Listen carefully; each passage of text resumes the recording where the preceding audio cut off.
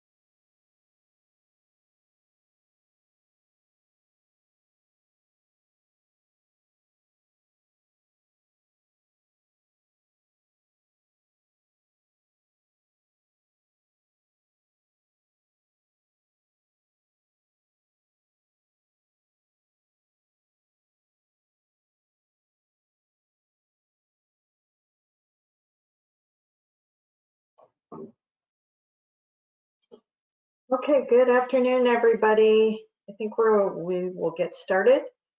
Thank you for joining us for 2023 Active Transportation Program Workshop. Let's see, today we are going to be mostly talking about the applications and changes and revisions to the application, and we're going to try to pretty much finalize the guidelines. So that's pretty much our agenda today, but before we get started, I'm going to turn things over to Alika, who will explain how you can participate in today's workshop. Great, thank you, Lori. Good afternoon, everyone, and welcome to the 2023 Active Transportation Program Central Workshop. Our workshops normally take place in different locations around the state. However, containment measures surrounding COVID-19 have required us to adjust to a webinar format. Please bear with us should we encounter any technical challenges, especially because, again, like last workshop, we are all participating remotely. For participants joining us through GoToWebinar, please find the webinar panel located on the right-hand side of your screen. There you will find the audio, questions, and handouts tabs. Under the audio tab, you'll have the choice to listen in via computer or telephone option. If you prefer computer audio, please select the appropriate box. If you prefer phone call option, select the corresponding box and dial the telephone number, access code, and audio pin as directed by the automated system.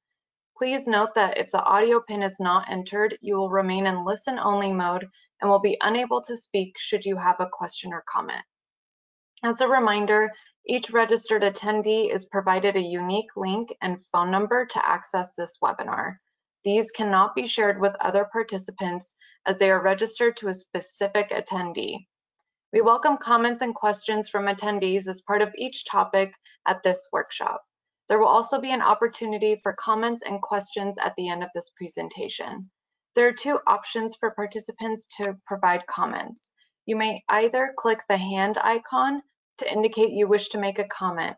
You will then be muted and called upon to make your comment. Please be sure to state your name and affiliation prior to voicing your remarks. Also, please use the raised hand feature as early into the topic as you can to give the system time to acknowledge you. The other option is to use the questions tab to submit a question or comment. Please type in the topic you are commenting on and your comment. Commission staff will read the comment on your behalf. Again, thank you for joining us today, and we appreciate you sharing your time and feedback with us.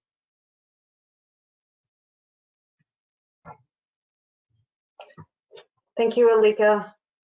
And like almost every single time, I always forget to introduce myself. My name is Lori Waters, and I am the Active Transportation Program Manager at the California Transportation Commission. Also with the Commission, helping out with the workshop today is Beverly Newman Burkhart and Alika Changizi and Justin Hall. We are all at remote locations, so hopefully this will go smoothly today. Also helping today will be Caltrans local assistance ATP staff, so they're here to support and answer any questions that are better suited for Caltrans. And let's see.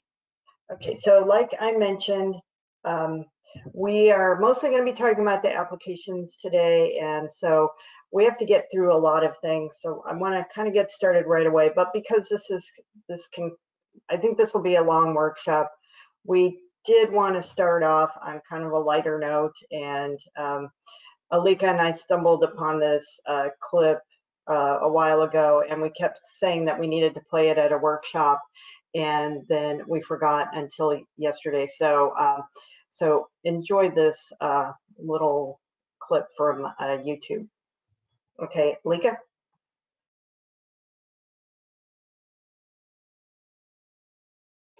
So I don't know about you guys, but I didn't get any audio on that. It's actually much funnier when you can hear what they're saying. So we may try to fix the audio and play that again later, because it is funny and active transportation related. So we'll work on that. Sorry about that. And we'll try to play it again later if we can. Okay. Alika, can you go to next slide? Okay, so we've been covering this in all of the workshops just to make sure everyone's clear that the program years are from 23, 24 to 26, 27. And so we have, fortunately, we got a little bit of a bump in funding this cycle because of the Infrastructure Investment and Jobs Act. So it looks like our funding is going to be close to 600 million. We're not totally sure yet. We're still figuring that out, but that'll be finalized hopefully by the time we adopt the guidelines at the March Commission meeting. Next. Okay, so these are the goals for today. We're going to discuss the proposed guidelines changes and finalize previously discussed items, and this is to wrap up the guidelines. We'd like to get the guidelines pretty much wrapped up today.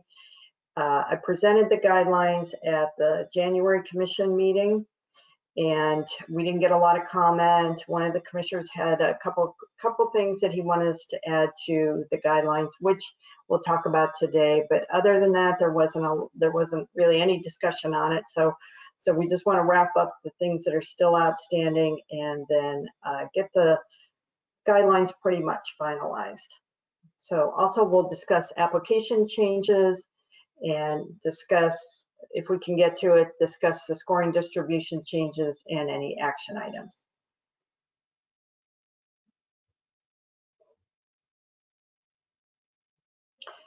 Okay, these are all, this is our workshop schedule. I think this is our 7th central workshop we've done, and we have 2 more scheduled. And the next workshop is on February 8th, and we plan to talk about the scoring rubrics there. Well, we'll finalize anything on the applications and talk about the scoring rubrics. And then the last workshop is on February 23rd. We will discuss anything that's still outstanding and go over the quick build pilot program guidelines. We're working with a small group to make revisions to that, and we should have those ready for that February 23rd workshop.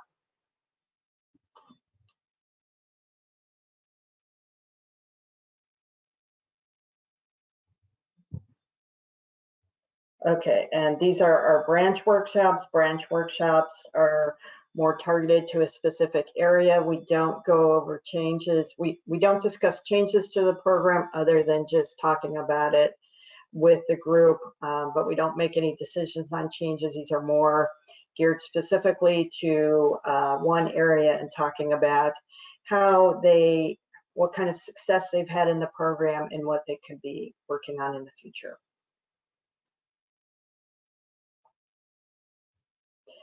This is the ATP schedule. So as it's shown, we presented the draft ATP guidelines to the commission meeting in January, along with the draft fund estimate.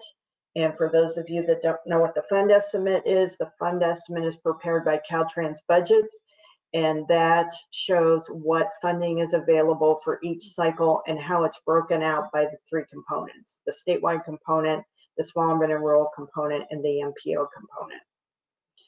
And then we will have a hearing on before we adopt the final guidelines at the March commission meeting. That will likely be on March 16th. And shortly after we adopt the guidelines and the fund estimate, we will put out the call for projects. So it'll likely be on March 16th. And we'll post the scoring rubrics by March 29th, but hopefully we can do it a little bit sooner than that. And the application deadline is June 15th. Next. Staff recommendations for statewide small urban and rural components and the quick build will be posted by October 21st. And then they will be adopted by the commission at the December 2022 commission meeting. And then after that, then we move on to the MPO component, and the staff recommendations will be posted in May, and then we will adopt the MPO selected projects at the June 2023 commission meeting. Okay, so we're going to get right into the few things on the guidelines changes that we still need to talk about. Okay, next. So this is a new element that most of you haven't seen or heard about. And I'll tell you, this came from Commissioner Liu, who his job is, he's the director of the commission, or of the Coalition for Clean Air. So he's very concerned about active transportation facilities that are located very close to heavily traveled roadways. He's concerned about the health effects of those facilities. So, however, he is very aware of the competitive nature of the ATP, and that a single point can make a difference in being funded or not in the program.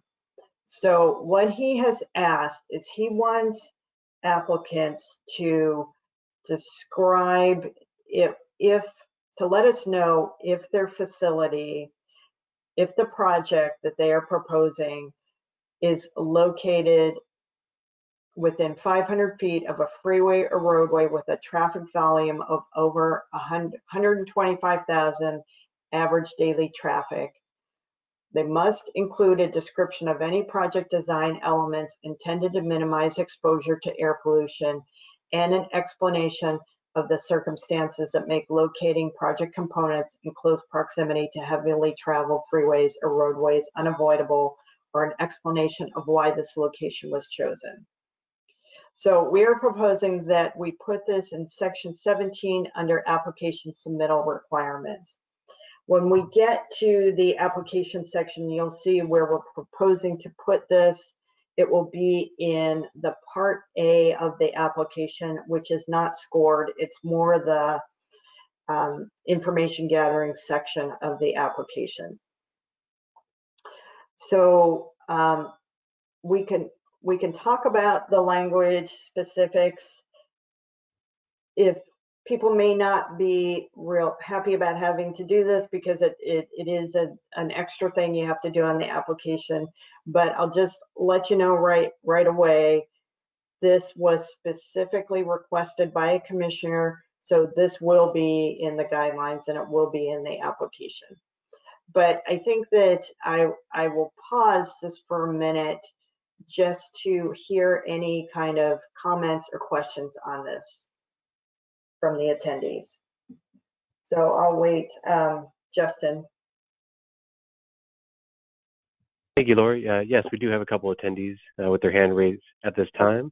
First, I'll call on Jonathan Matz. Hi, thank you. Somehow I missed this being suggested at the last CTC meeting, and I'm not quite sure what to think about. I'm glad to know that we're not going to specifically score this, but I do wonder what kind of guidance we can give to applicants on this. And I mean, I'd be curious to know if there are, I mean, I guess any studies or anything like that about the, the relative dangers of situating, bike and ped infrastructure near highways, as this question implies. I mean, I can imagine what there might be, but I'd be curious to know if the health benefits of cardiovascular exercise outweigh those. Speaking down here from Los Angeles, it's pretty hard pressed to imagine too many places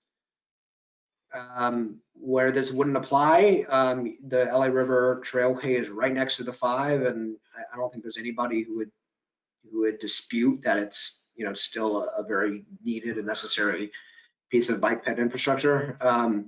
So I guess I'm just kind of curious to, I mean, that's more of a comment than a question, but I guess I'm curious to know sort of how we intend to provide guidance to applicants, because I'm a little bit wary of putting in requirements without indices in the scoring rubric, things like that, about where they can go to answer this, particularly since for people who are applying for the second or third time, this might catch them off guard as a requirement, pretty late on in the process.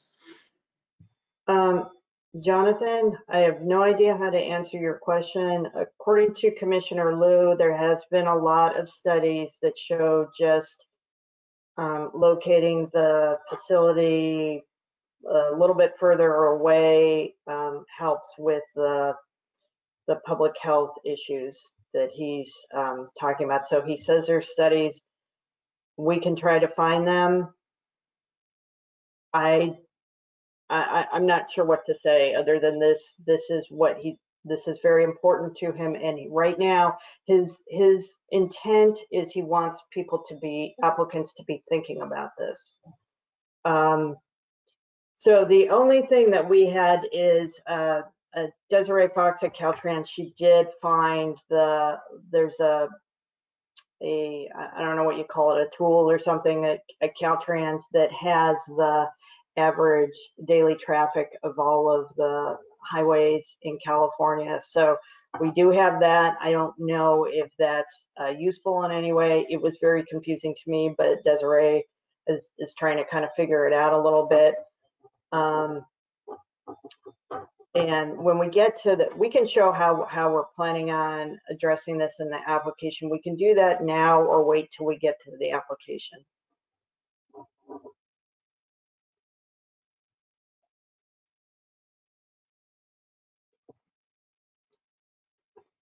I don't know if you're still on, Jonathan, or if you, Justin, we can go to another question then. Okay, Lori, thank you, will do. Up next, we have Corey Wilkerson. Hey, Lori, I know we talked about this previously. I just want to make sure that I'm kind of publicly voicing that my concern about where this might lead to. While I'm okay with us including this in Part A, where it's an unscored portion, I don't want this to move in a direction where we are discouraging projects from being built on or near or crossing highways, as highways tend to be more of a barrier to pedestrians and bicyclists than anything else. And not everybody has the privilege of not being able to, being able to choose to remain 500 feet away from a freeway. So it'd be, I just want to express that and on that we should be cautious about this. I'd also like to ask, I know that there are some, I think that the commissioner, he's a member of an air coalition or something like that. Yeah, the Coalition for Clean Air. It would be great if someone from that organization could maybe join us in some of these kind of stakeholder workshops, so that we can they can hear from firsthand what some of the concerns are regarding this type of language, and so that information can be shared with the commissioner without it. We don't want to kind of shoot down his idea completely, but we want to make sure that he's aware that this is not something that a lot of the stakeholders particularly agree with, and that we do not want to discourage folks from building within 500 feet of a highway where there's no other option available. Thank you. Yeah, we can do that, Corey. One thing I will say is this did come up in the commission meeting when I was presenting the draft guidelines. I mentioned it and the commissioner talked about it, and there wasn't any comments from anybody, which if people are not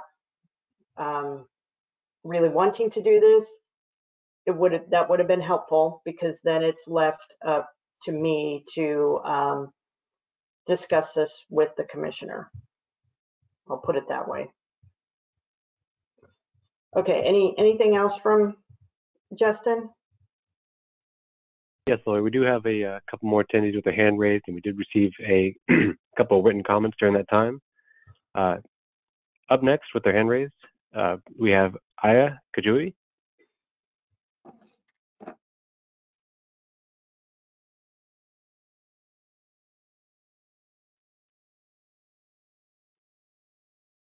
Aya, you're now muted and free to speak.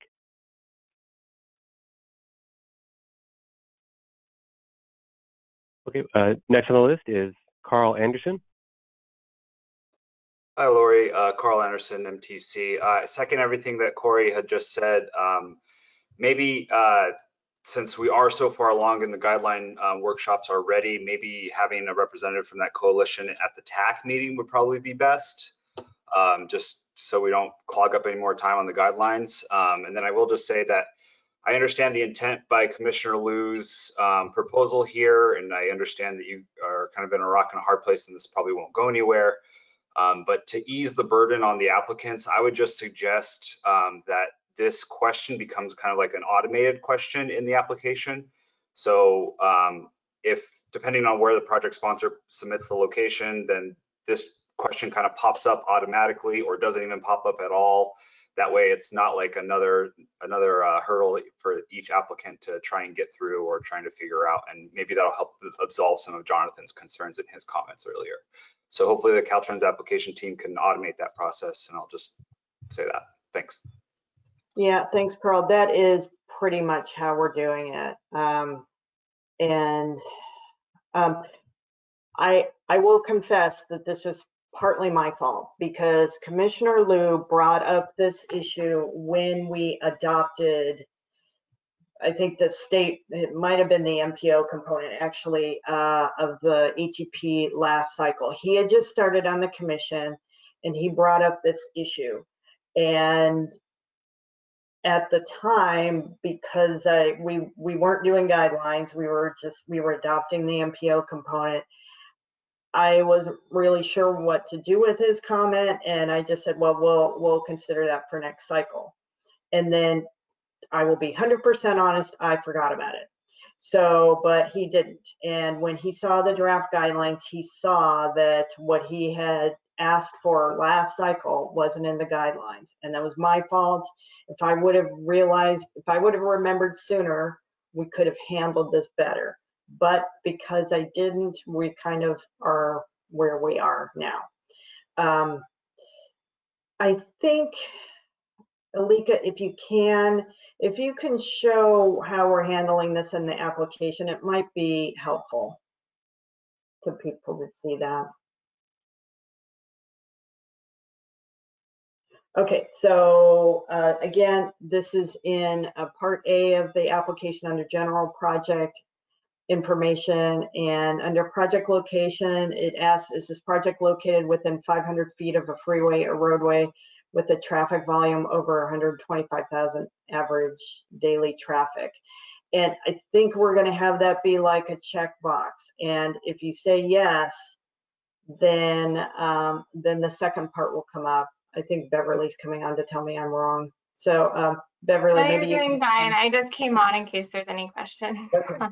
Okay. You're doing great. So is that right, that if they check it, then the second part comes up? Yes, that's correct. Okay.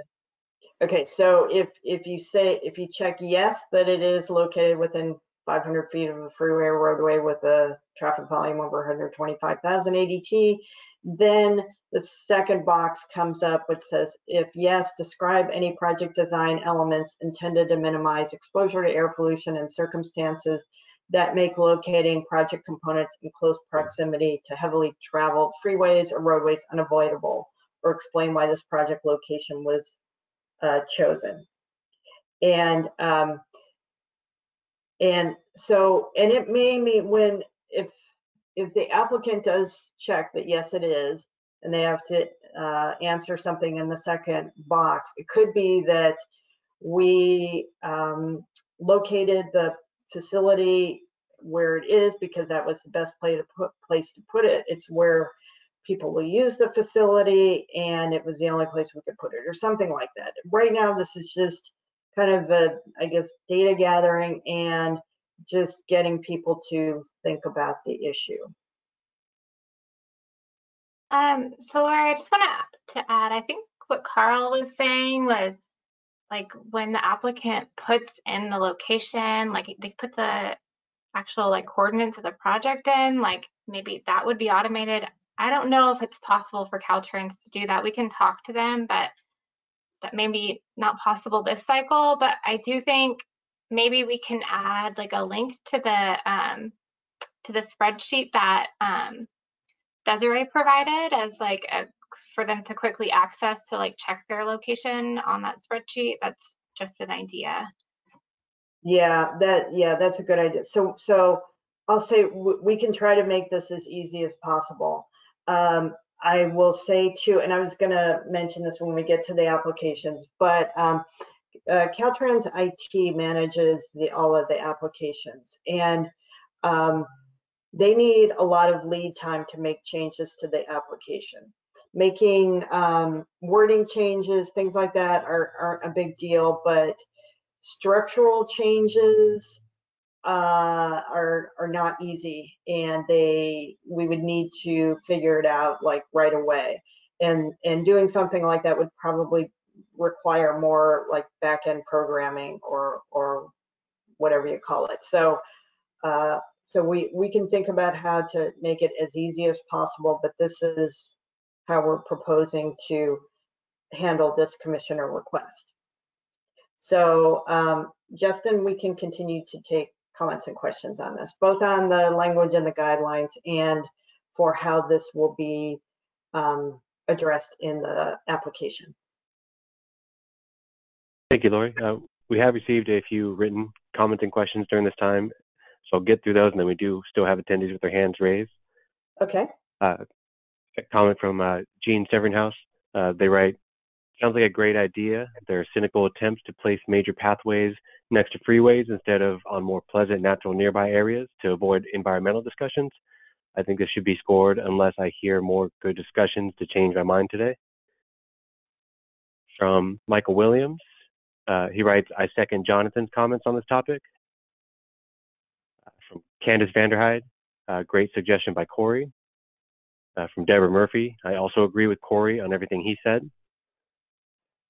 Eric Wright asks, what if the freeway or roadway is the barrier the project is trying to remove?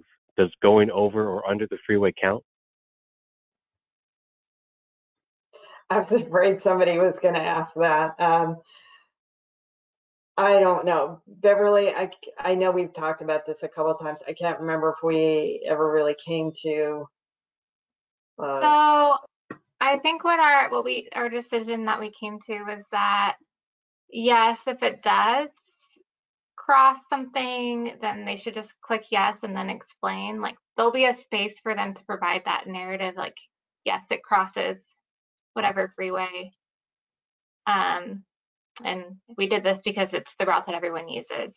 So I think like just to streamline it for all those questions, to make it as simple as possible, if there's like a little bit of doubt about whether you should say yes, because it comes close to one of these roadways, then like the default should be yes.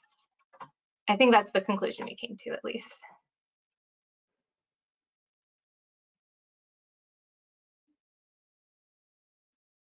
Thank you, Beverly. I'll continue. From Candace Vanderhyde, she asks, how heavily weighted will this answer be scoring-wise? It's not, Candace, this is not being scored. This is project information. That doesn't mean that it will never be scored, but we will not be scoring on it this cycle. And the commissioner also stated he does not want it to be scored. He's just wants applicants thinking about this.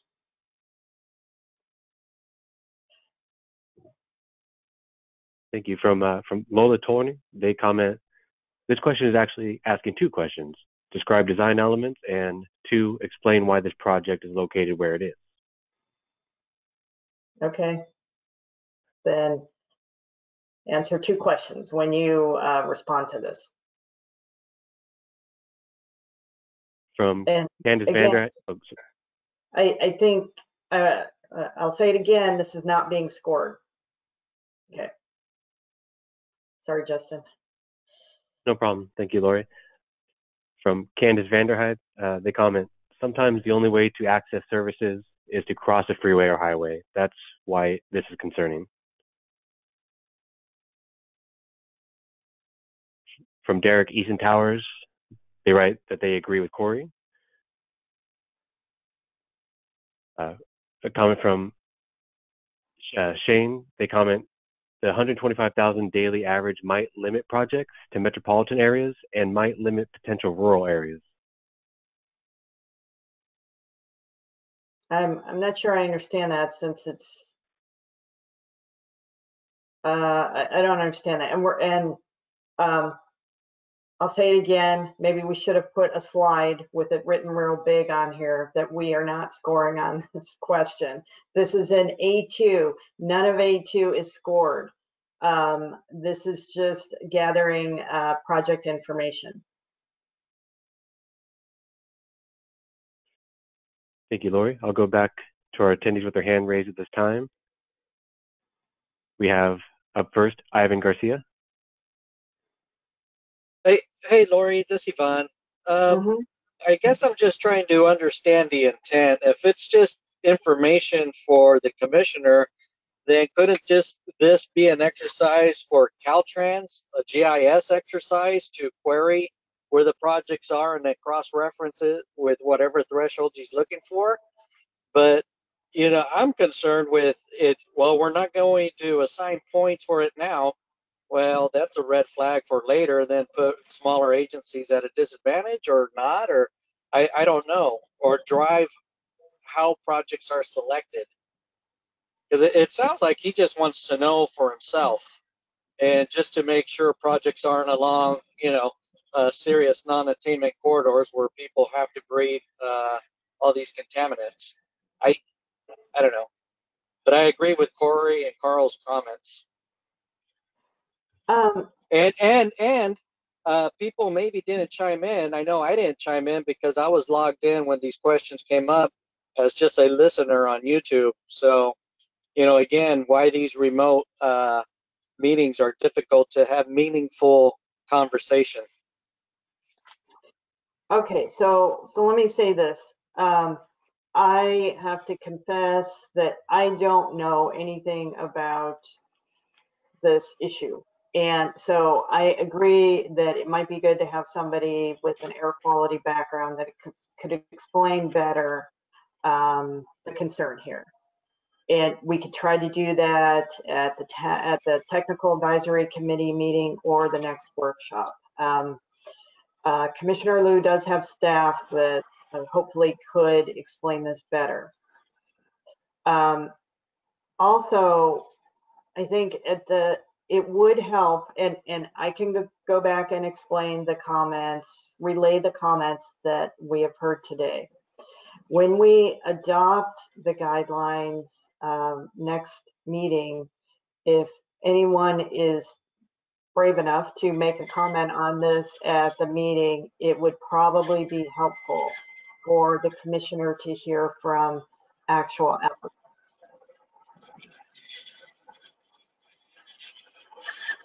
So maybe that would be Am I you. still muted? No, you're on. I'd like to understand from the commissioner what the intent is and why, for what purpose. Maybe if we had clarity, we could better respond. If it's not being scored, then I'd rather not include it anywhere. It sounds like an outside research project that his own staff can dive into. It's a GIS project. Yeah, That's my thoughts. I can't say that, Yvonne. You know that. Okay. So, okay. No, that's fine. Again, why maybe people didn't chime in earlier. Yeah. It's like, what exactly does he want this information for?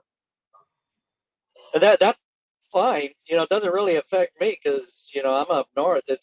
I'm not going to meet those thresholds. But I'm I'm cautious. Is it if points are going to be assigned for the future or as a factor for scoring criteria? Then hell yeah, it's concerning.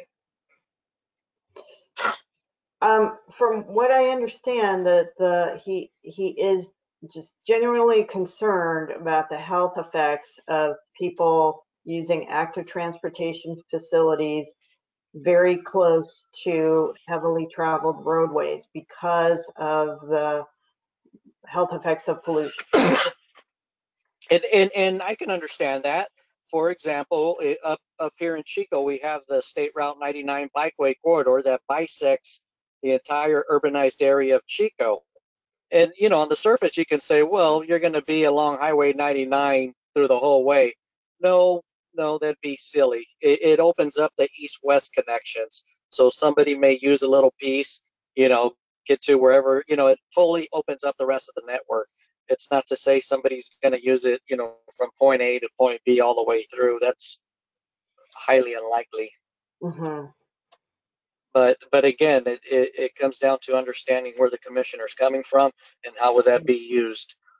And if we're not using it to score it, then it sounds like a research project his own staff could do just to learn about what's going on. And maybe that's all it is.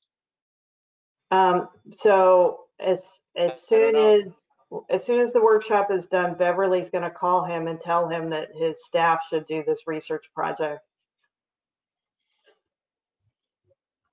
I'm kidding, but yeah, Yvonne, we will try to get more information and for the next workshop. All right, Justin, I can send you an email asking for clarification okay, and then I'll forward it. from the commissioner, and maybe he could respond to it. That's fine. I don't mind having a conversation with him. Okay. Yeah, send an email. That would be great, actually. Okay. Thank you. And it could be it could be as simple as that, and yeah, they're not overcomplicated.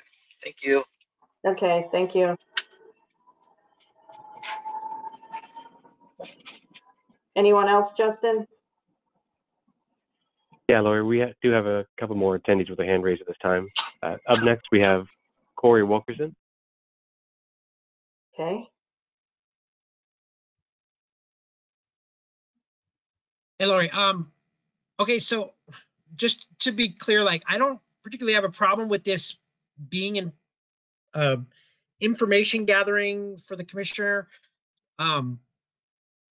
I understand that his intent is that he doesn't just want to gather information for himself. He more wants to make sure that applicants are considering the air quality impacts when they're identifying the location, which is fine. I understand his intent behind that. It is a problem in some areas.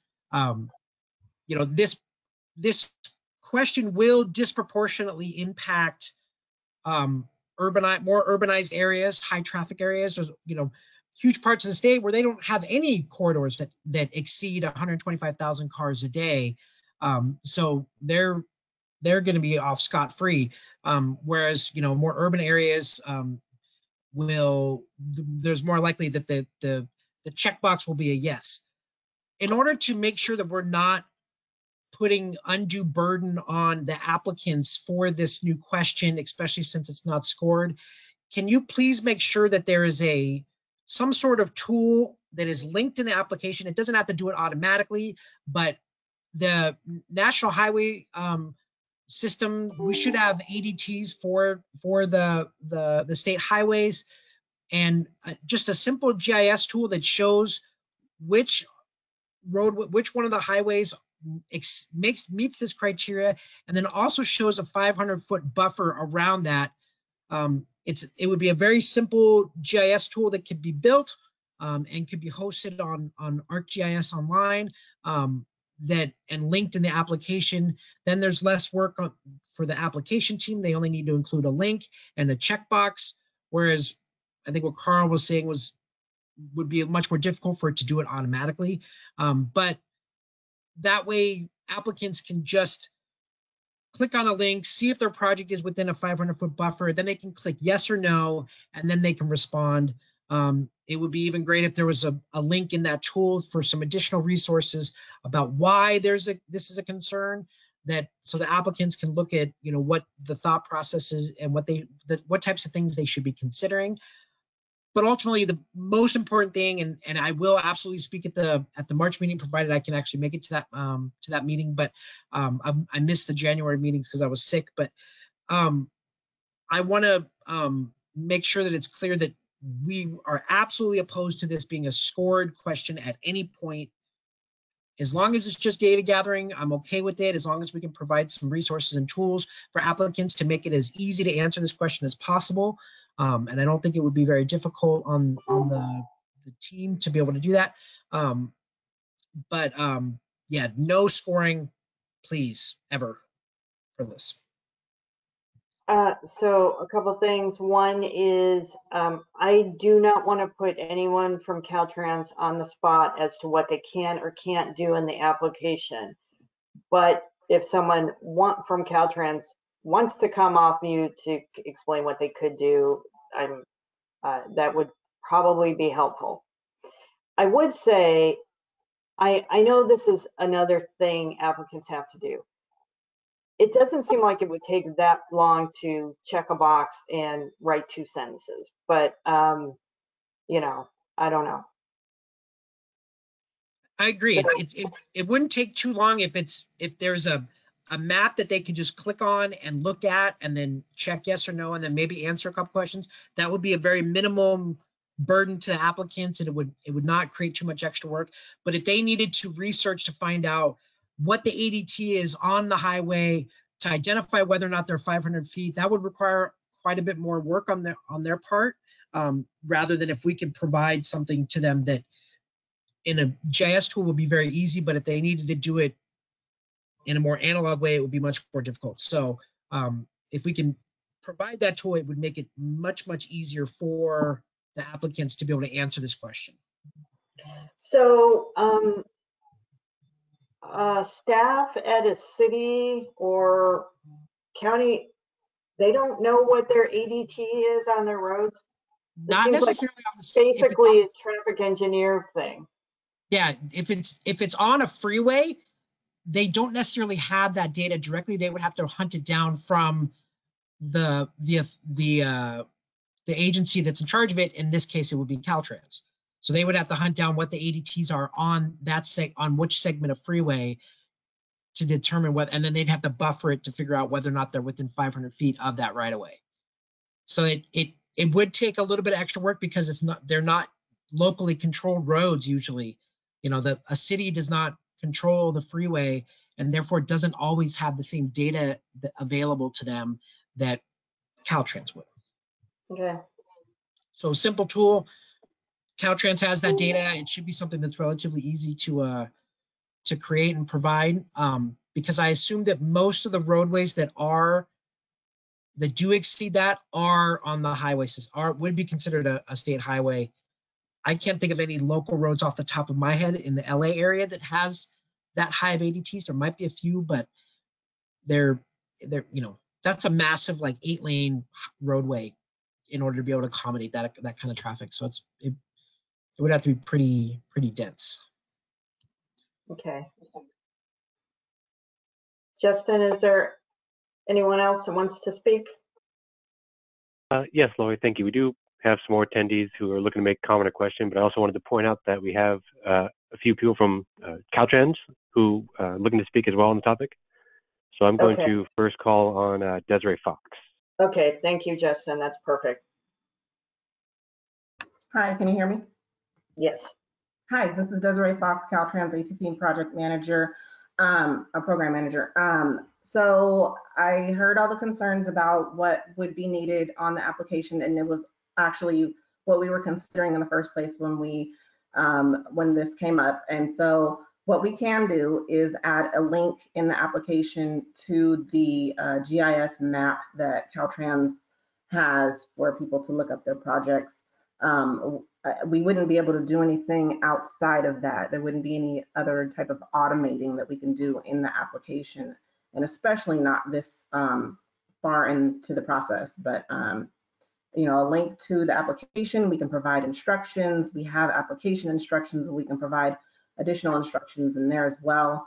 I'm going to need to reach out to our traffic ops team that, you know, or whoever the GIS team is that has, you know, control of that actual map, so I can get more guidance on that, because it's not something that comes out of our office, but we'll do what we can to accommodate this. I know Cindy is on the, had raised her hand as well, so I didn't know if she had any additional information she wanted to share. Thank you. Cindy, you are now muted and free to speak.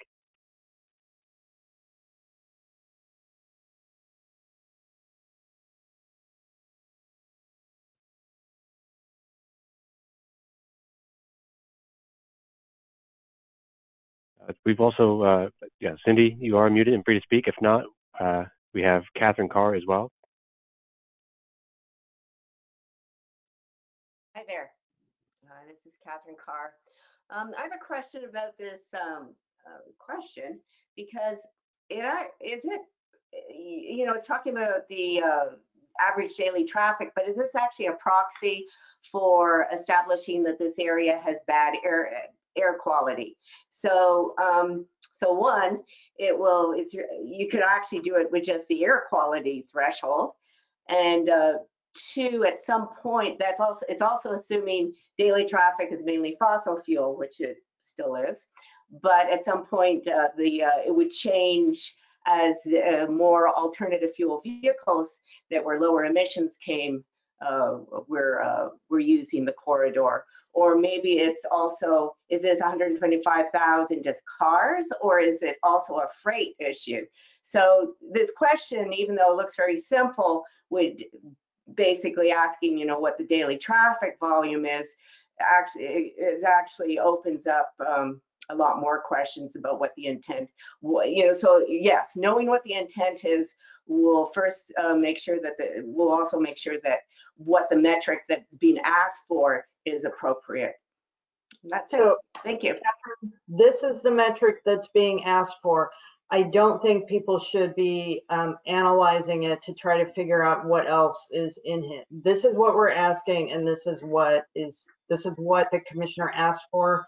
This is what we are going to ask, and we are going to make it as easy as possible. I understand, but Yvonne, when you get that email and discuss with him, is it Yvonne? You might want to ask that also. I don't know, Justin, if Cindy was able to come off. Cindy is leading the effort with Caltrans IT on the application, so she's probably best to answer what they can commit to doing. Hi, Lori, can you hear me? Yes. Sorry, I was having audio trouble earlier. That's why I was speaking. You guys couldn't hear me, so I redialed on my phone. But I just wanted to just reiterate what Desiree was saying. We can definitely add a hyperlink onto the form, you know, to help direct applicants to whatever information that is available to help them answer this question. But what we wouldn't be able to do is to add any type of interactive GIS tool directly onto the PDF form.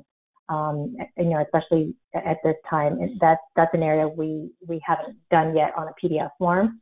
So I just wanted to just reiterate that if there's a hyperlink to some type of tool that's already available, you know, on the website that we can be provided, we can easily add the hyperlink onto the form if needed. Thank you. Thank you, Cindy. And just to say again, this came up really late, so it's hard for Caltrans to react to this at this point in the application. And you know, if you want to blame somebody or be mad at somebody, be mad at me, because I should have remembered it from last cycle. So Justin, anyone else? Yes, we have a couple more attendees with their hand raised at this time. Up next, we have Carl Anderson. Hi again, Carl Anderson from MTC. Just thinking about this a little bit more, and in the spirit of making it as easy as possible for applicants, in the application questions, the ones that are actually being scored, they are talking in depth about why this project location was selected, especially when context of public participation or disadvantaged community, et cetera. So I would say if this does make it to the final application or the guidelines, I would say just get rid of this last part or explain why this project location was chosen, and just solely ask about what elements or what project components are, I guess what the first part of the question is, what design elements are intended to minimize the exposure. And I understand it's not scored, but just trying to streamline the application as much as possible. Thanks. So Carl, I think the reason we added that, so that last part, explain why this project location was chosen, we actually added that. That wasn't something the commissioner had suggested. We added that to give applicants a little bit more flexibility, or to make, because we know that usually if a project is located along like a heavily trafficked street, it's because they chose that location because people are using that location, or that's the most direct route for people to use. So we added that as like a more of a prompt to like give them a chance to say like, hey, we know that this has high ADT, but like this is the route that people want to use. But I mean, we can look at taking that out. Yeah, I mean, I would support taking it out if it's something that the commissioner didn't want in there.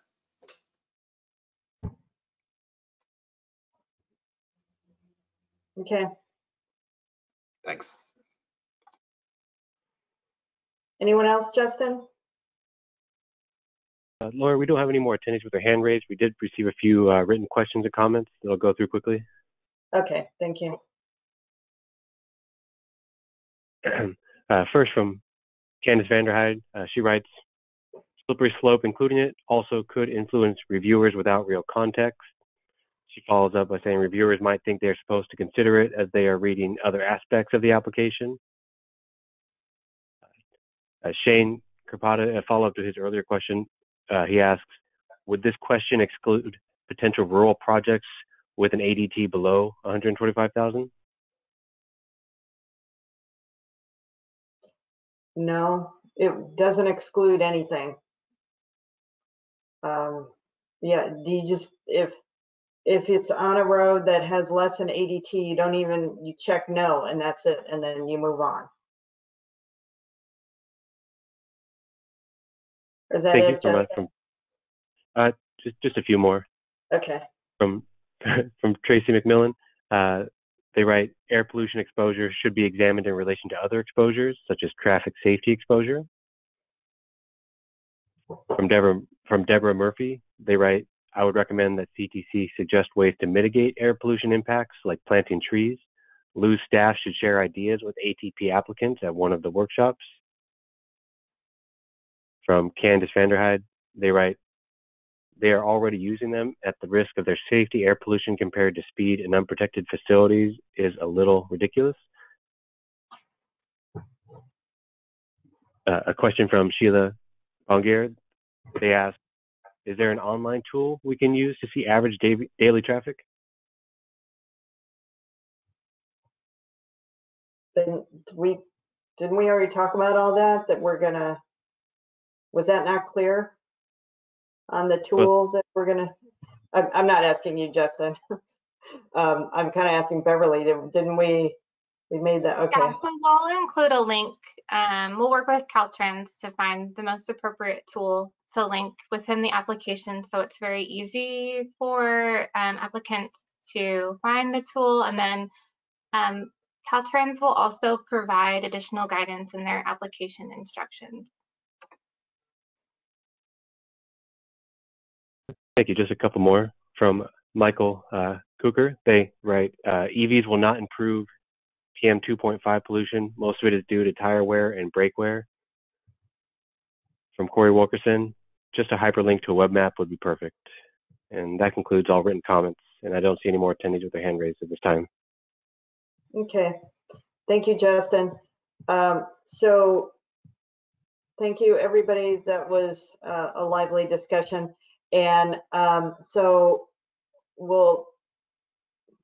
there were some good suggestions in there, and we will do the best we can to make this as easy as possible. And we'll see if somebody can, maybe someone from Coalition for Clean Air can speak at the next workshop. And we will monitor this and see where it goes. Okay. Let's go back to wherever we were. Okay. Yes. Okay. We covered that. Next slide.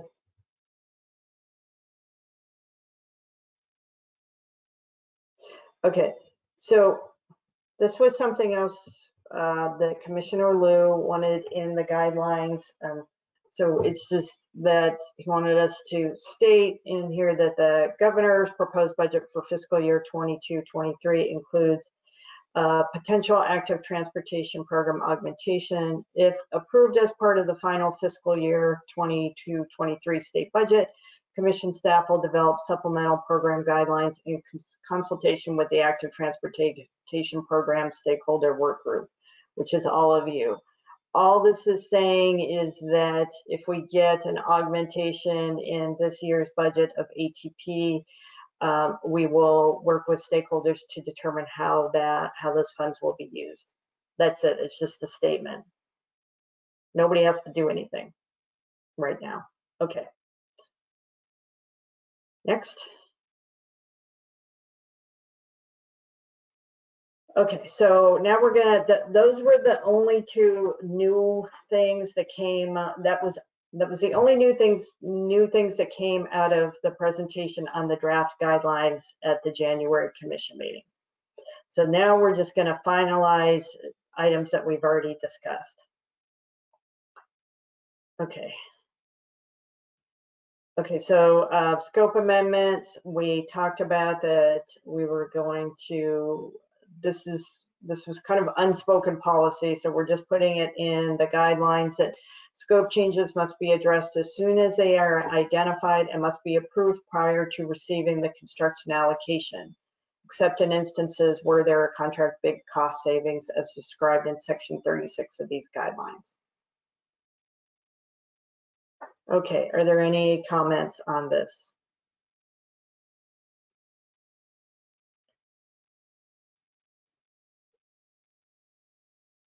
Let me give it a few seconds, Lori. I do not yet see any attendees looking to make comment.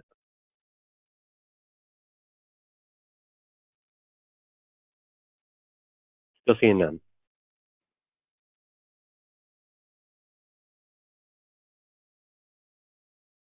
Okay, well, we can keep moving then, Alika, and if anybody is just slow to comment, we'll come back to it. Okay, and this is project reporting. We talked about this at the last workshop, and this is about providing photos in your project reporting. So we are adding the underlined. Implementing agencies must submit photographs of the completed project as part of the completion report. Photos showing people using the completed facility are best. If there are recognizable faces in the photos, the agency must include a photo release waiver with the report. Photographs of the completed project should be at least 300 dots per inch DPI. Implementing agencies will also be encouraged to submit photographs of significant project milestones with progress reports. Okay, I'll pause here for any comments on this.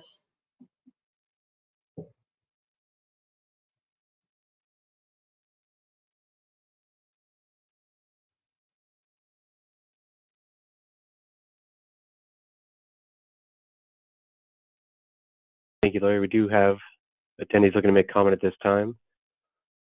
Okay. Up first, we have Carl Anderson. Carl Anderson from MTC. Just want to say thank you for not making this a quarterly requirement. Appreciate it. Thank you. Boy Wilkerson commented that he is happy with the language. Good. Not seeing any others at this time. Okay. Then let's keep moving, Alika.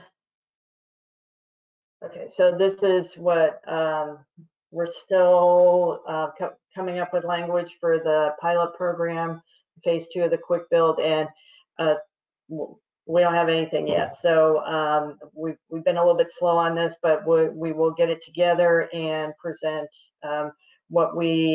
our revised language that we come up with our small group, and we will do that at the February 23rd workshop. Okay, next. All right, so I'm going to be handing things over to Beverly on the application changes. And I mentioned this once, but I want to say it again, that it's very difficult, if not impossible at this point, to make structural changes to the application. Making wording changes, we can change word count, things like that. Those are fairly simple changes, but adding whole new questions or anything that requires data in the back end or anything like that is very difficult. So I just want to make sure everybody understands that.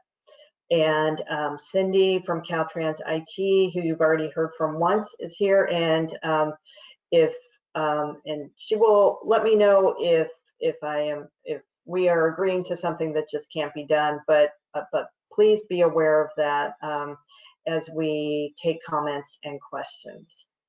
And I think that was all I was going to say.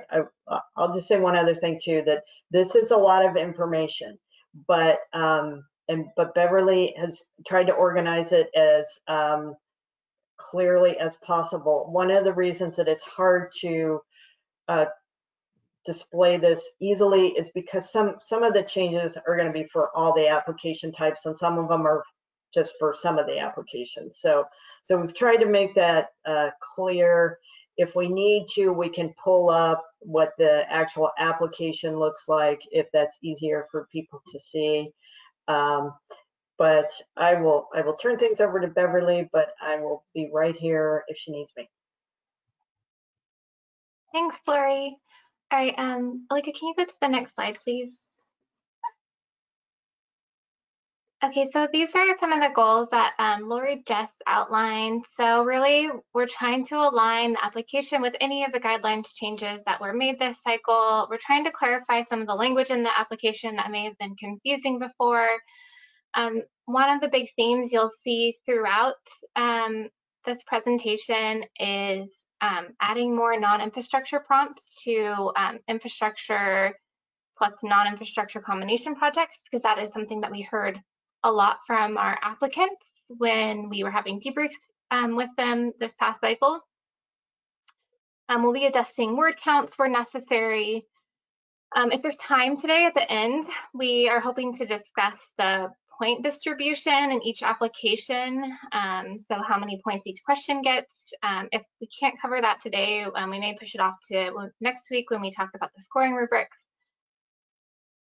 Just a few things just to reiterate that Lori just mentioned. It's very difficult for us to add new data fields and text boxes, so or new questions. So keep that in mind when you provide any comments, and then any changes must align with the guidelines. And so as I go through this today, I tried to organize this in a way that would be easy to follow and easy to provide comments. So I kind of organized it into subcategories under different questions in the application. So we'll go through each topic, and then once I go through all of the different topics, I'll also provide a chance for people to provide any additional suggested changes they have to that question. Okay, so next slide, please. Okay. So these first couple of changes are to Part A of the application, which we were just discussing when we were talking about that new question from Commissioner Liu. So Part A of the application is not scored. It's the project information section of the application where applicants providing where the project is located, a summary of the scope, and then, detail, like kind of quantifying the project improvements. Next slide, please. So we're suggesting a few changes in this section. The first change that we're suggesting under the Part A3, which is the project type section, applicants are able to select project subtypes. And this is, usually if they want a safe routes to school designation, there's also the recreational trails designation checkbox, and so we're proposing to add a checkbox for a safe routes for seniors project.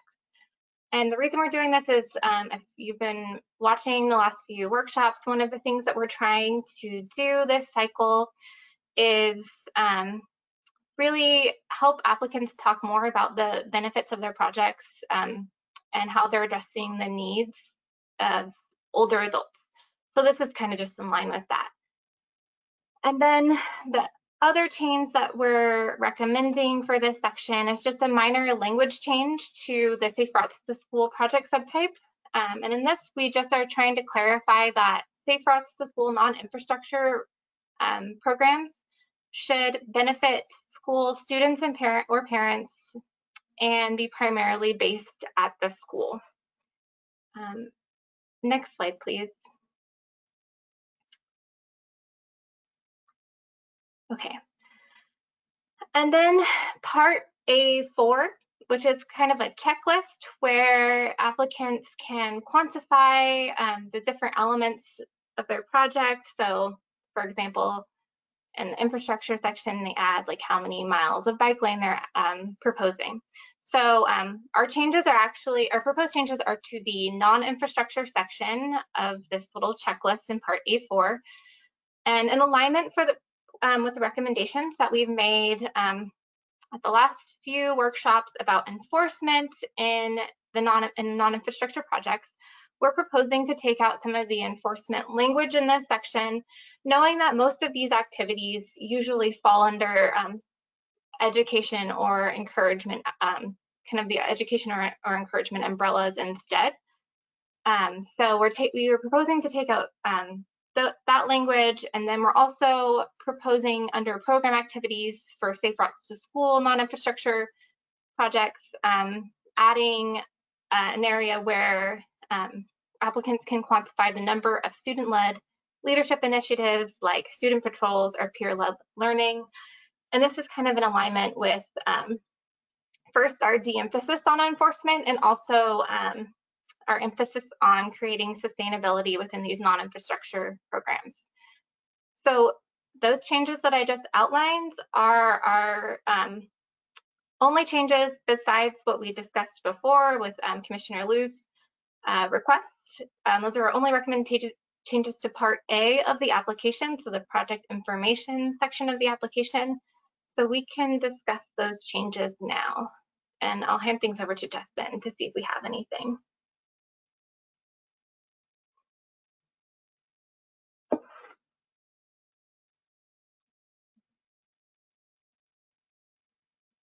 Thank you, Beverly. I'm going to give it a few more seconds. We do have one attendee so far with their hand raised. I'm going to first call on Jonathan Matt. Hi, thanks. I know we've had a lot of conversations about these changes, and I just wanted to thank you guys for going through with these. I think this is a good reframing of a lot of activities, which to make them seem a little bit less on the punitive side and more really on the side of getting communities more directly engaged and taking ownership of the new projects in their communities. And as you mentioned before, also setting them up to keep those communities going after the ATP funding cycle expires as well. So very enthusiastic about these changes, and thank you guys a lot. Great. Thanks, Jonathan.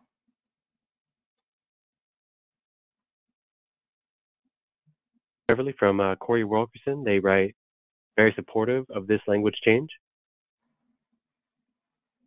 Thanks, and as of now, I do not see any more comments or questions from the public. Great, thank you, Justin. Okay, we can move on to the next topic. Okay, so the next topic is adjusting the displacement language in the disadvantaged communities question. So this is the only suggested change that we have to the disadvantaged communities question.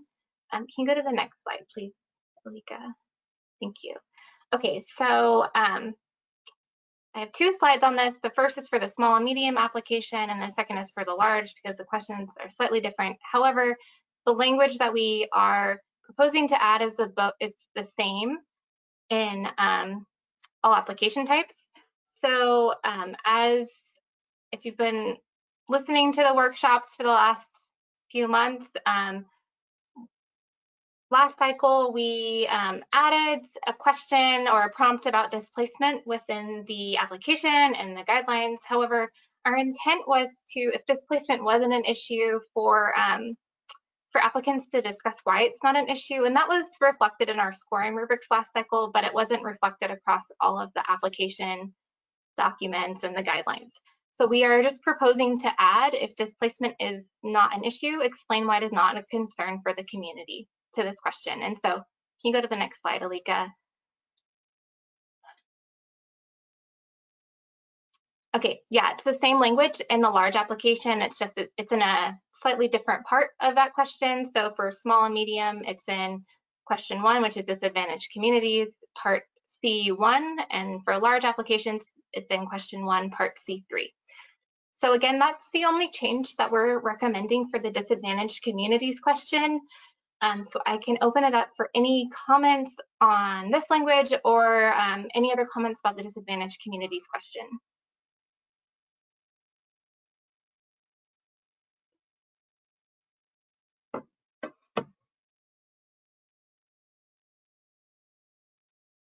Thank you, Beverly. We do have a couple attendees with their hand raised this time. Okay. Up first, we have Carl Anderson. Hey, Beverly, Carl Anderson with MTC. I don't have any comments about the new text yet, but a larger comment about question C1.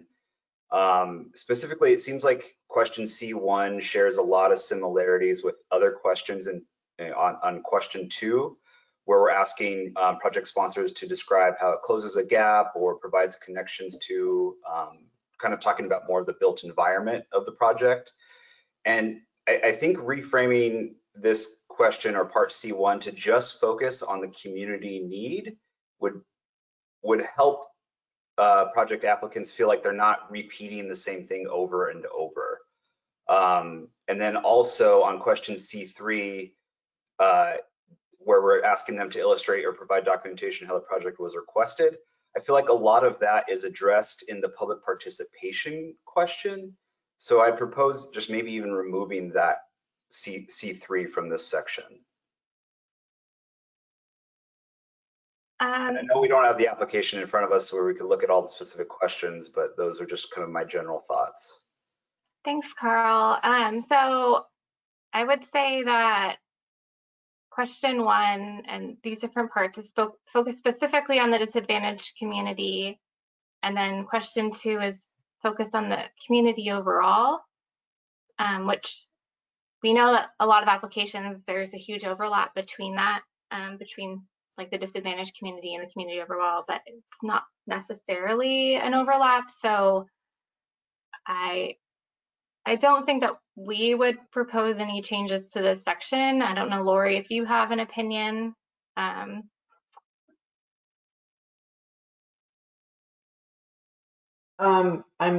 actually looking at an application now. I need to look at it and then maybe I'll have an opinion. So. Okay. Okay. Okay, thank you.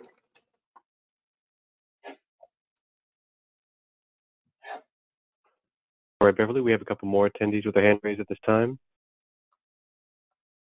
Up next, we have Victoria Cacciatore. Hi, Victoria Cacciatore with SACOG, and this may be more of a flag for the scoring rubric discussion down the road, but I think some guidance on what is like how to determine if displacement is not an issue or why it's not a concern for the community, because that could be a very hard thing for a reviewer to gauge if they're not entrenched in the community that they're reading about. Okay, great. Thanks, Victoria. Yeah, we can talk about that a little bit more. I think with the scoring rubrics, that would be helpful. So thank you.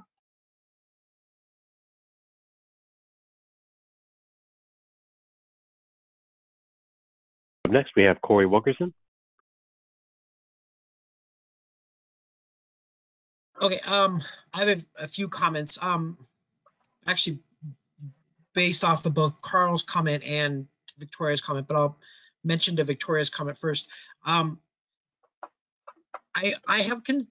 concerned about local agencies' ability to just brush this topic under the rug by saying, "Oh, it's not an issue here," when, at least in my experience and from doing a lot of this community engagement and stuff, it's local agencies might not hear the input from the community that there is a concern and may not be aware that there's a concern unless they've actively gone out and asked the community that question and had educated discussions about that. And I'm not sure that there's enough precedents and best practices out there to to guide local agencies in having those conversations. So it's challenging to ask this question at this point, but then it's also challenging to ensure that the responses that we're getting are true and accurate, and not just a local agency just saying, oh, it's not an issue. Or what I've heard more frequently is that's the, Public Works doesn't deal with housing issues or things like that. So I that's one comment on that. And then I've kind of been saying this for a couple cycles now. There is a significant, and Carl mentioned that there's a significant amount of duplicative questions in the application, where I've actually like submitted applications where there's a large amount of cutting and pasting that I've done into the application, because the questions are being asked. The answers to the questions are exactly the same as they would have been. And this is a good example under the disadvantaged communities question. Those answers are duplicative in the safety and the need questions, and they're also duplicative in the public participation questions. If you're in a disadvantaged community, it all applies, and you just end up having to kind of repeat the same thing over and over again. And then I found that reviewers don't like that, and then they ding you points for that. But if the questions are duplicative, then the answers should be allowed to be duplicative. And if it's not, then you should answer the question differently. But as I've often seen it as the case that the questions are duplicative and the answers should be duplicative. Well, unfortunately, I have to disagree with both Carl and Corey. Having read probably thousands of applications now, I find that the good applications, they answer these questions very well and do not copy and paste. And unlike past cycles, because we're doing these site visits with applicants, so we're hearing directly from applicants now, and we hear all the time that they want more space so they can write more. So I'm not sure that I agree with either of you on this. I understand what you're getting at, but I'm not sure that I agree. And we've had a lot of this has been set up this way for at least the last cycle, and I'm not sure, unless we're sensing a real issue, I don't think we would want to change it.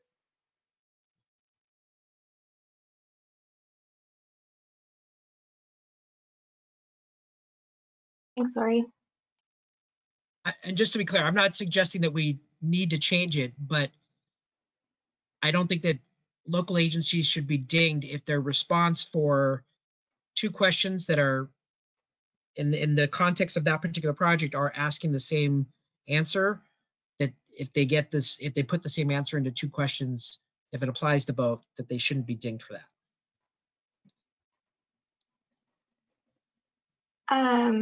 Go ahead, Lori. What you're saying, Corey, is you think, okay, I'm not going to tell you that an evaluator is going to give someone points for cutting and pasting parts of their application. That's a little bit ridiculous. If the questions are, if they're answering the questions, and you look at each individual question as an individual question and not look at the application as a whole, if they're answering the question that's asked and they're meeting the requirements of the rubric, regardless of whether or not the same language has been used in other parts of the application, it shouldn't matter. If you're answering the question, you're answering it thoroughly within the space that's provided, then each question should be scored individually, not, oh, they use the same language in the previous question, I'm going to ding them points for that. If you're answering the question thoroughly, it shouldn't matter whether or not it duplicates itself or not, because there are questions in the application, and this is one of them, where you're asking, how did the disadvantaged communities request this specific project, and then you're later asking in the public participation question, how did the community identify this project? If you're working in a disadvantaged community, that is the exact same question that you're asking. So Corey, these questions have been crafted over the cycles with the ATP Technical Advisory Committee and through the workshops. You know, I understand, you know, that we need to revise some, but in some I would cases, imagine that in this one in particular, unfortunately, we do not have, I doubt we have an equity advocate on the call right now, but I am sure that this particular question we crafted in consultation with our equity advisors at the time. So I really, really don't like the idea of changing it. And I'm not suggesting that we change the questions themselves, because I agree that it's important to ask these questions, both in the context of how did the community respond to this, and then specifically, how did the disadvantaged community respond to this? However, in some locations, the community is the disadvantaged community, and so the response can and should be the same and shouldn't be dinged for that. But I agree that the questions both should be asked, I guess is what I'm saying. Does that make sense? Yeah, I know what you're saying. So Over I would rubrics say, conversation. yeah, so I think that the application definitely has some repetitive questions, but they're usually asked in a slightly different context, and I know you know that as well. Oh. And I agree with you that if they're addressing the question, then yeah, they should get full points, or the points that they deserve for that. One of the issues we've seen is that applicants will copy and paste, and they won't actually address the question that's being asked in the context that's being asked. However, I do think this is something that we can talk about with the evaluators and in the scoring rubrics conversation, to make sure that, you know, if people are actually addressing the question that's being asked, then it should be scored appropriately. And I apologize for bringing it up now. I only brought it up because Carl mentioned it, That's okay. the duplication of it. But yes, I do think it's something that's more appropriate to the conversation of the rubrics and the evaluation. Okay, great, thank you. And so your comment on the displacement language, it's not as much of, I don't have a recommendation for how to word it better. I just want us to be wary of local agencies saying, oh, it's not an issue, when they haven't really asked the question in a substantial way, I guess. Okay. Maybe that's something that, like Victoria suggested, that we can kind of expand on when we talk about the scoring rubrics. Yeah, cool. Like kind of exactly what we're looking for. Cool. Thank you.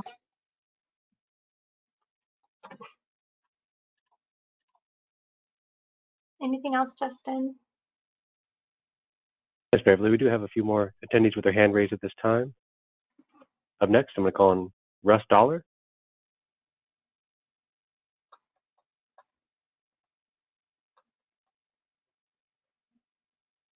Russ, you're free to unmute yourself and make your comment.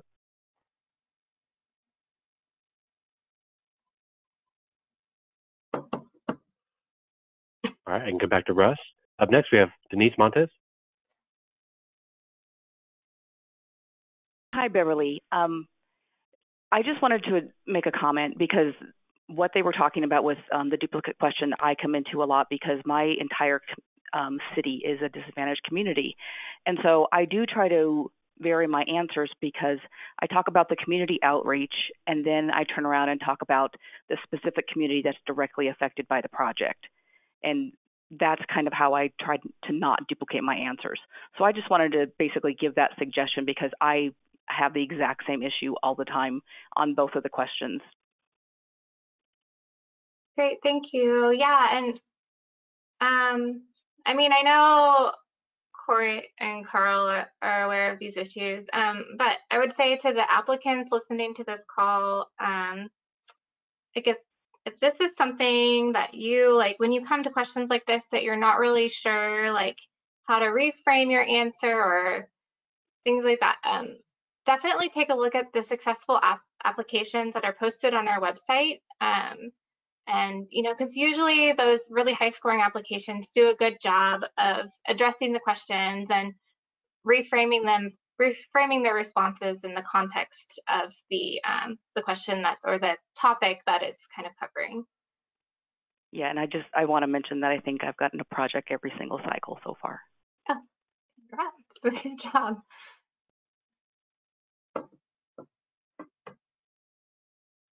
All right, anything else? Yeah, Beverly, we're going to try Russ again. Yes,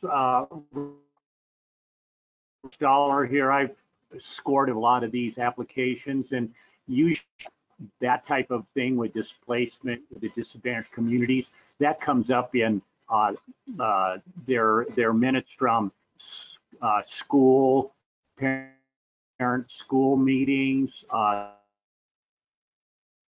senior center meetings, things like that. And it's usually,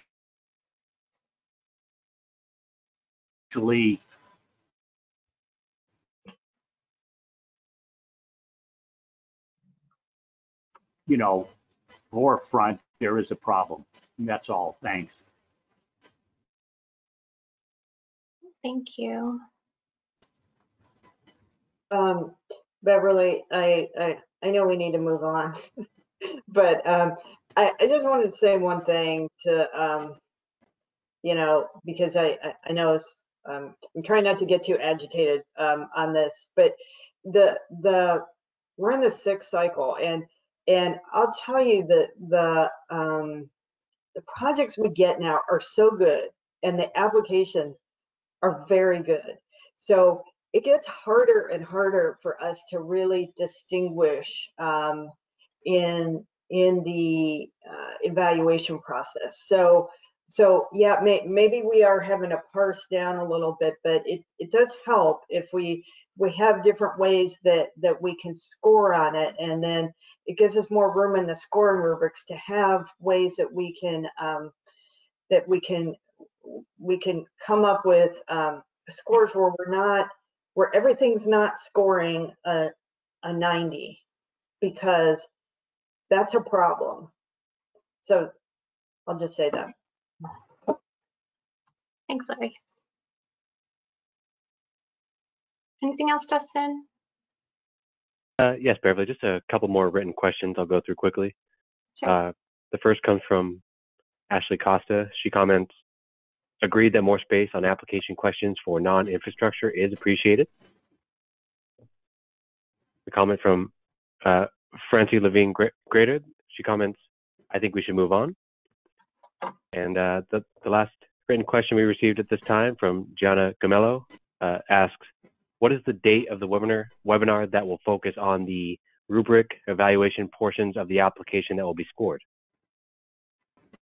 Yeah, so that is on February 8th, I believe, and that is next Tuesday. Yeah, I was just going to say, hopefully it's February 8th, but the way this workshop is going, who knows when we'll get to it. But I'm kidding. Anyway, yeah, sorry. That's okay. Okay, I think we can move on to the next topic. Yes, that concludes all the questions and comments received. Thank you. Thanks, Justin. All right, next slide.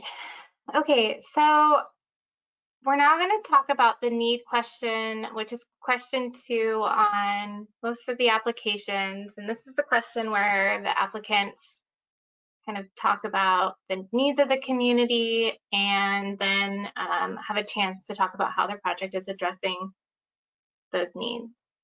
And so there's a few different topics that we're going to cover under this section. So what I think I'll do is I'll go through all of them, and then at the end we can talk about the need question overall and any comments on the proposed language. So feel free to type in any questions as I go along, and then at the end we'll kind of take everything together. Okay, so the first thing that we were going to propose was on, it's really on the prompt for part A of this question where you describe the needs. So there's kind of two changes we're suggesting here for that prompt. So the first part of that prompt, we're adding describe the community at the beginning of the prompt. And this is in small, medium, and large applications. They all have the same prompt for part A. So the reason we are suggesting to add this is actually a result of a call that we had with an applicant yesterday who said that they felt like in the application, there were always places where they wanted to talk more about the community and kind of talk about the community's history and kind of, what makes the community special or unique, but they didn't feel like there was really a dedicated spot for that in the application, to which we replied that really there's always places in the application where you can talk about that. And usually the best applications that we see include those kind of rich details, but we thought it might be good to add it here because this is really where we're asking the applicant to discuss the needs of the community. So providing them a little space to talk about the community in general and kind of launch into the issues and the needs that the project will address. And then the second change that we're suggesting here is to add language in alignment with one of our guidelines changes about focusing more on the needs of older adults. We're suggesting that the prompt be changed to how will the proposed project benefit non-motorized users of all ages and varying abilities, including students, older adults, and persons with disabilities. And then we're also proposing to, in alignment, I may actually have this somewhere else in this presentation, but we're also proposing in one of the bullets of what the applicants should consider is for the I/NI projects, we're going to ask them to discuss the need for an encouragement and an education program and take out the word enforcement again, because we feel that most of the activities proposed under the ATP that are enforcement related could actually, easily fit under encouragement and education. So in part, so this is part A of question 2 in all applications, and currently this has a 750 word word count limit, and we're proposing to increase that to 900 words.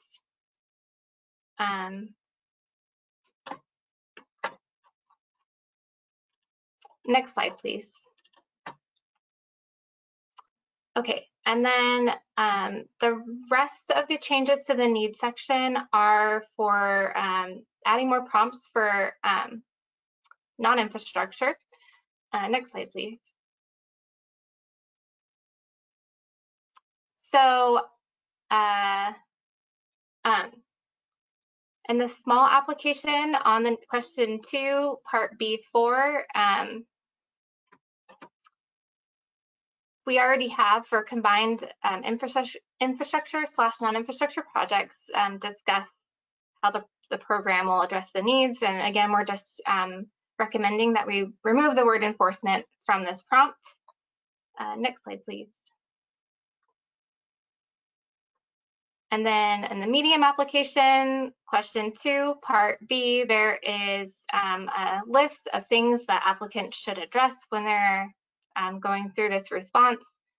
And currently non-infrastructure is not mentioned on this list. And so we're just recommending that we add the bullet that says implement a non-infrastructure program. And next slide, please.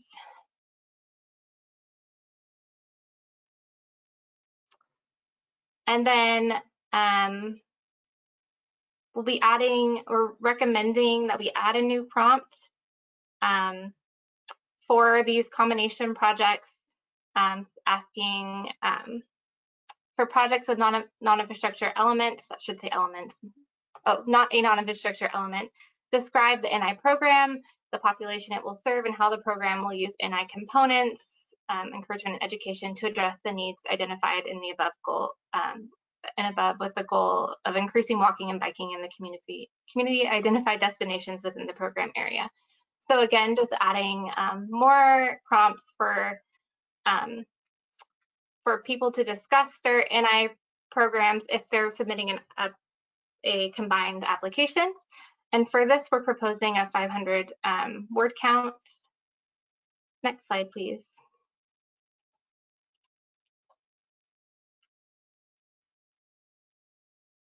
And then in question 2 of the medium application, again, in part B, applicants are asked to provide a map of their project and any gap closures and new routes. And so we're adding a prompt for applicants to also include the non-infrastructure program boundaries and any school locations used for the non-infrastructure program. And next slide, please.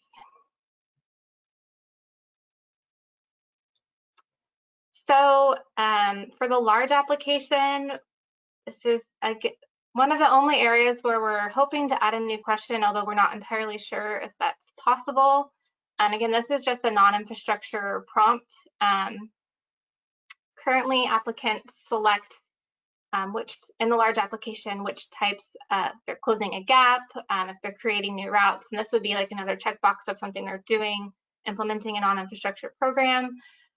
And then we'll be asking them to provide a map of the program boundaries and again, discussing the NI program in more detail. And we're proposing a 500 word count for this question.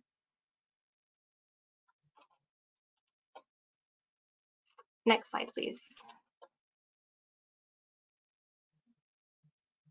And then in the non-infrastructure application, the only change to this question that we are proposing is that we, again, remove the word enforcement. Okay, so that was a lot. So I'll just quickly summarize kind of at a high level what the changes that we're recommending are. So first, in the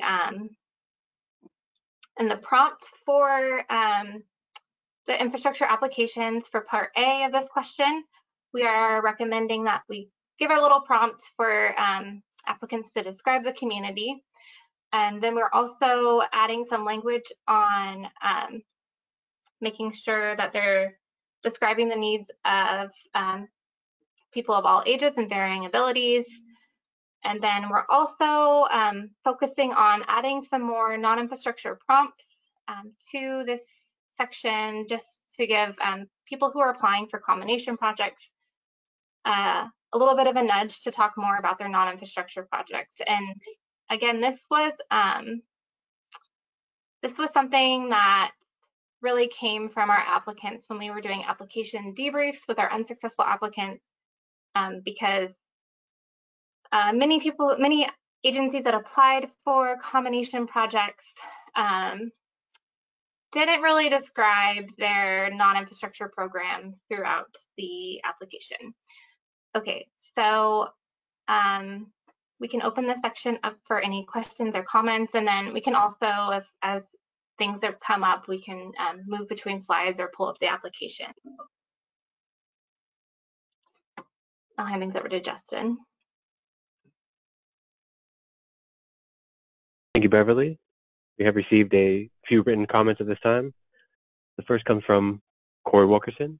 He writes, "Thank you for increasing the word count."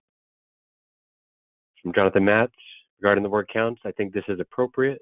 Generally, I found that there's much more to be written throughout question 2 than in question 3. And from Luisa Zavala, she writes, "I am supportive of these changes." And that concludes all written comments, and I don't see any attendees with their hand raised at this time.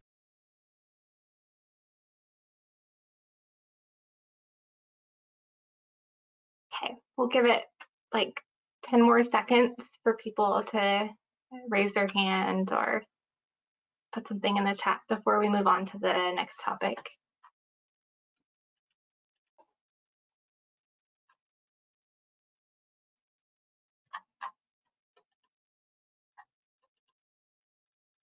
Okay, let's move on to the next topic then. Okay, so the next question is the safety question.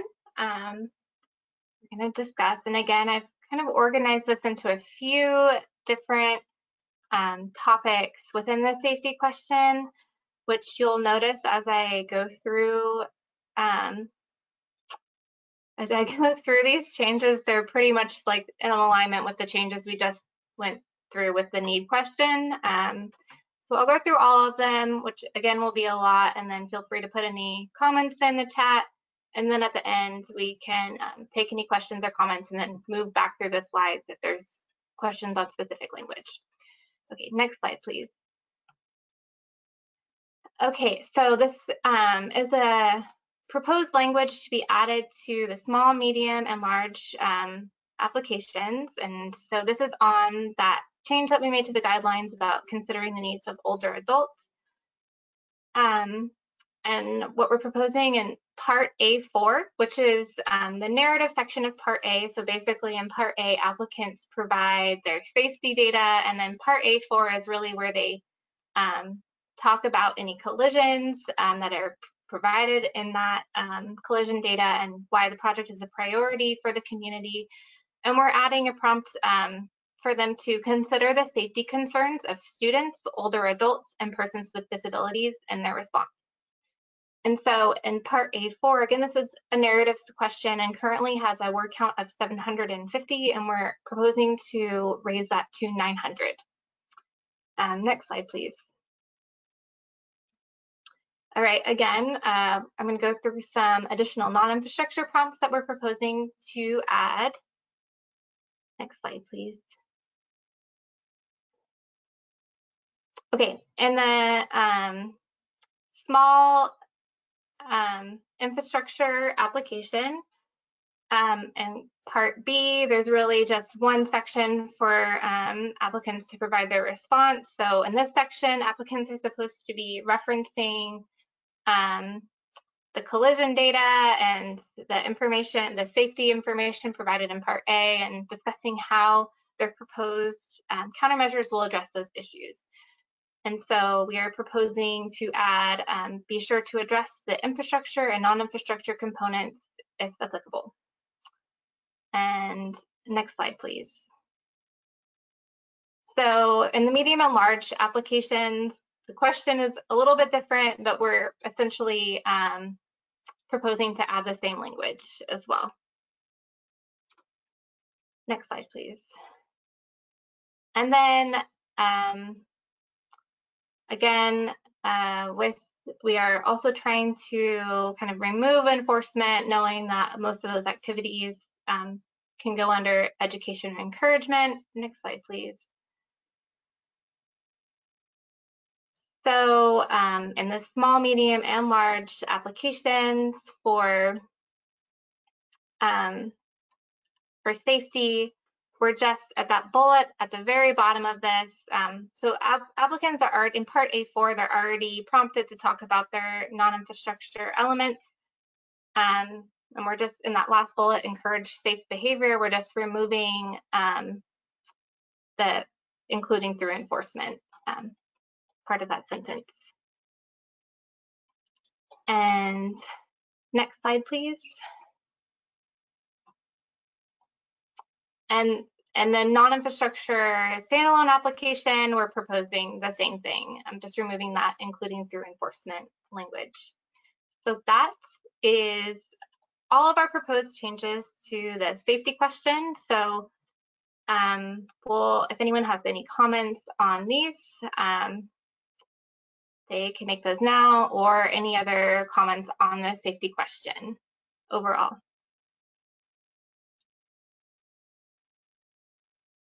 Thank you, Beverly. We have received one written question so far from Lola Torney. They ask, for question 3, Part A4. If the project is a safe routes to school project, would we still need to describe safety concerns for older adults and persons with disabilities?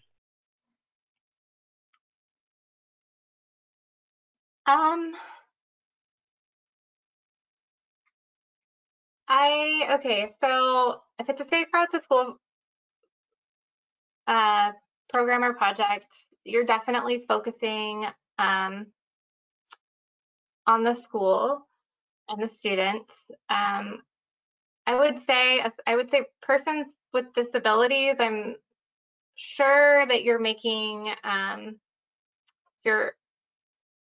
I would hope that any improvements that you're making would also address the needs of students with disabilities. And then older adults, I would say, I mean, I guess if your project is focusing, primarily, if it's a non-infrastructure program and it's focused on students, it wouldn't really be relevant. If it's an infrastructure project, it's probably not as relevant as your your focus on students, but I think older adults would still be using those facilities. So I think you could still address that in your response. And Lori, if you disagree with me, you can come on.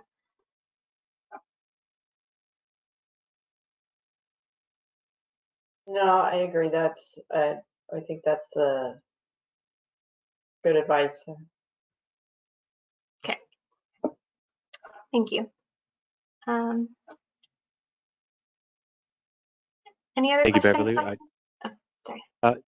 Not seeing any other at this time. Thank you. All right, I'll give it another 10 or so seconds because we're going to move on to the next topic, which is public participation. So last call for any questions or comments on this section. One written comment submitted from Deborah Murphy. She comments to, please remember that older adults might walk young students to school. That is a great comment. Yeah, that's kind of what I was thinking. And schools are in neighborhoods and they may be using the facilities as well for other purposes.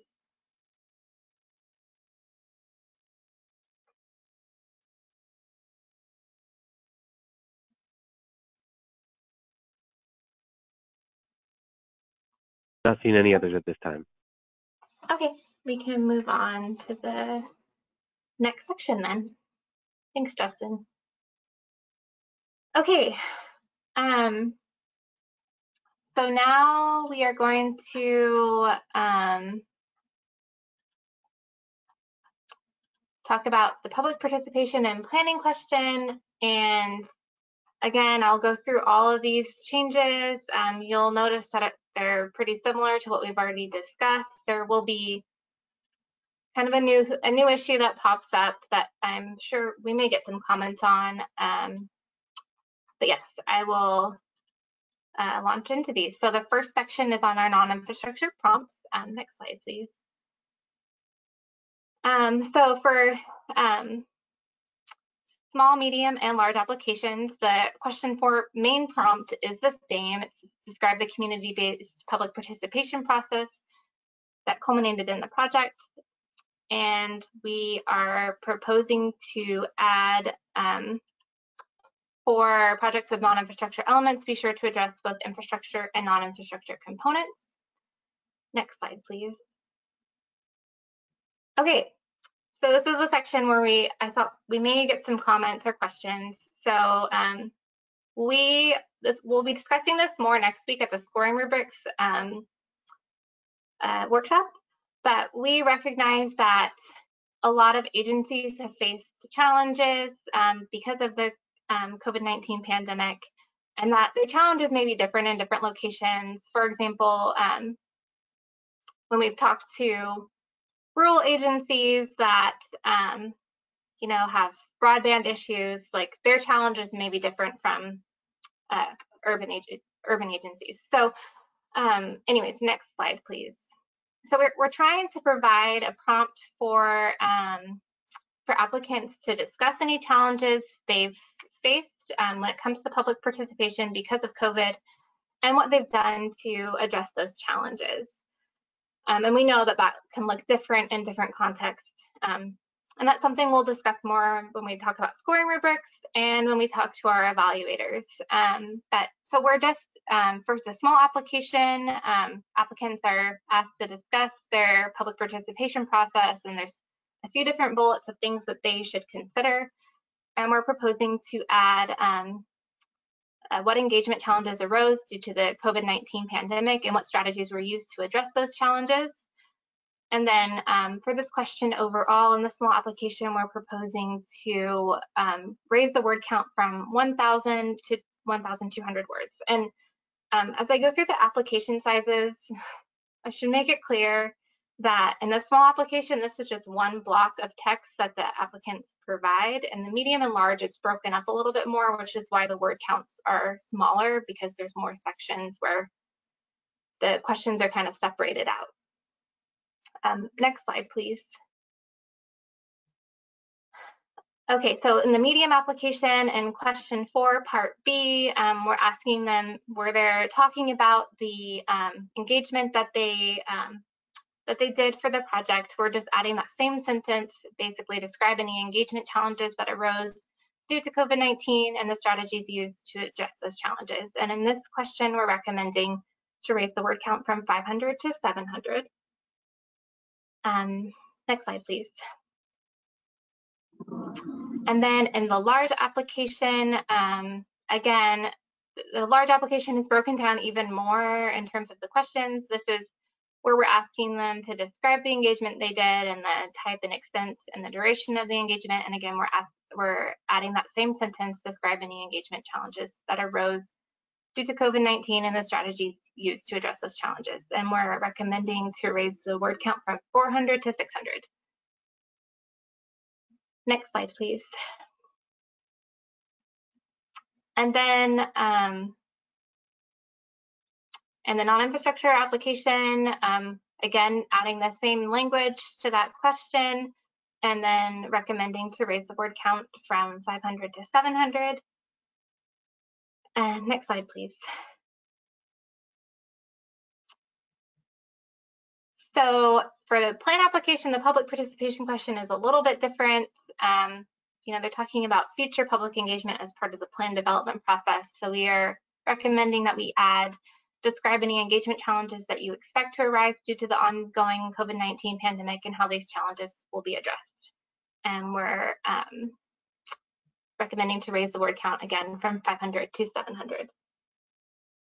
Next slide, please. All right, and then one last section in the public participation and planning question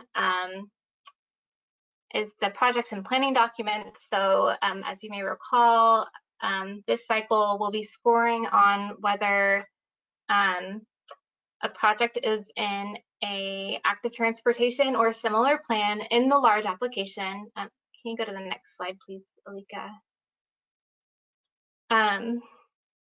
So in this question, we had already asked if the project was an approved transportation plan. So we're proposing to add the word active to this question, plus or similar plan. And then in the text box, which is already there, we're asking applicants to provide a brief description of the plan and the public engagement process used to develop the plan. And so currently that text box has a word count of 100, and we're proposing to raise that to 300. So I believe those are all the changes for public participation. Oh no, I lied, sorry. There's one more. Okay, next slide, please. Okay, and this is just, sorry, one last change that we're recommending in the non-infrastructure application. Next slide, please.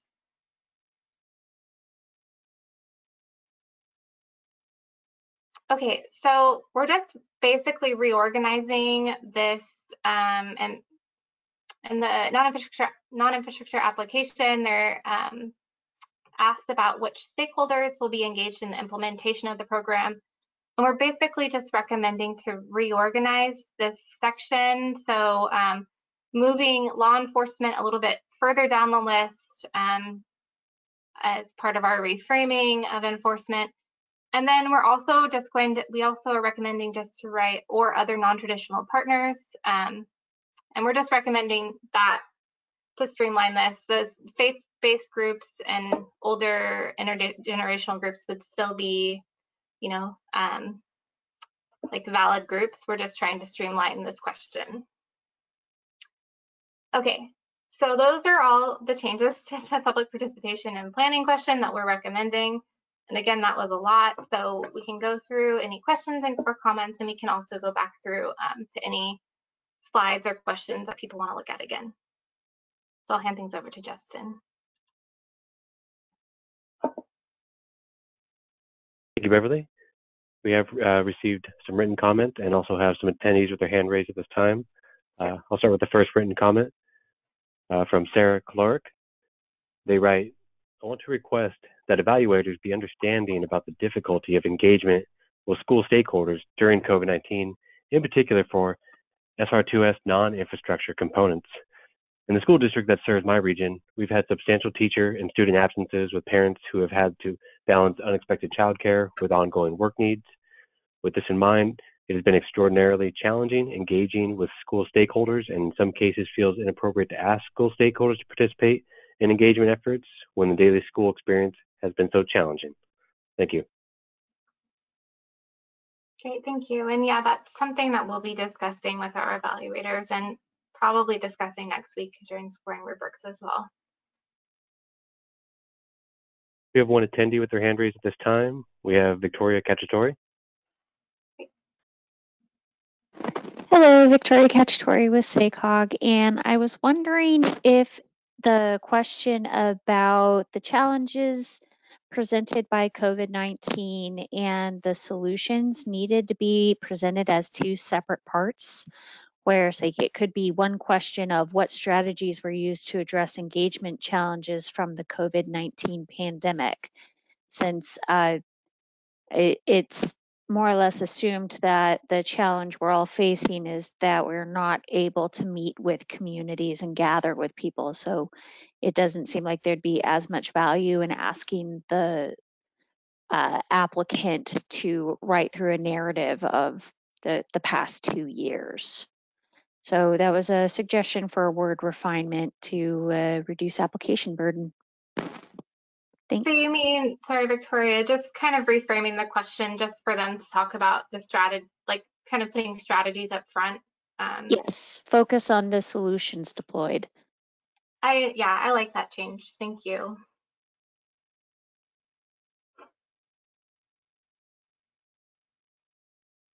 Anything else, Justin? Yes, Beverly, we do have one more attendee with their hand raised. Here's Sarah Clark. Sarah, you're now muted and free to comment. Thank you. So I just want to briefly respond to the previous comment that I do think that it's totally not worth people's time to kind of recap the COVID-19 experience because as the previous commenter was saying, we do know kind of in broad strokes what the challenges were, but I do still think it is important to allow for space for unique challenges. I was commenting about our challenges engaging with school stakeholders, that we have had some particularly acute issues with staff shortages and such, and I think I would benefit from having a place to explain the limitations and the ways that we weren't able to implement some of our strategies to address engagement challenges because any ideas that we had came up against challenges that were brought upon by the COVID-19 pandemic. So I think having the flexibility, but maybe specifying in guidelines that applicants don't need to recap what the COVID-19 experience in a big picture meant, because I think that is universal. Great, thank you. Yeah, I after list. Oh, sorry, Lori, do you want to respond to that? Well, maybe not to that specifically. And I think you said this, Beverly, but I want to make sure everyone knows that we're not adding this, that this addition was to help applicants, because we were hearing a lot of concern that that they haven't been able to do the engagement that they would normally do, and they really wanted to be able to make sure that was clear in the application. So so they weren't. So it was. So that was taken into consideration in the evaluation process, and it was something that we were going to talk about with the evaluators anyway. But you know, we just thought, because we were hearing it so much, that that it might reassure the applicants a little bit if they had a way that they could kind of explain it a little bit. So I mean, this really sincerely was intended to help the applicants. Thanks, Lori. And I think I have some ideas on how to reframe how we're phrasing this a little bit to kind of make it clear that people don't have to recap the whole COVID experience while they can still talk about any unique challenges they face. So I think those are good comments. So thank you. Anything else, Justin? I don't see any other public comment at this time, Beverly. Thank you. Thanks, Justin. All right. We'll wait a couple seconds in case anything comes up.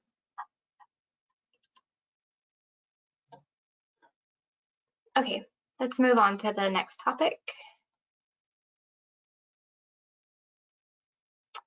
Okay, so next is the context sensitivity question. And again, I'll go through all of the little changes that we're suggesting, and then we can talk about it. So next slide, please. So in the medium and large applications, we have the context sensitivity and innovative project elements question.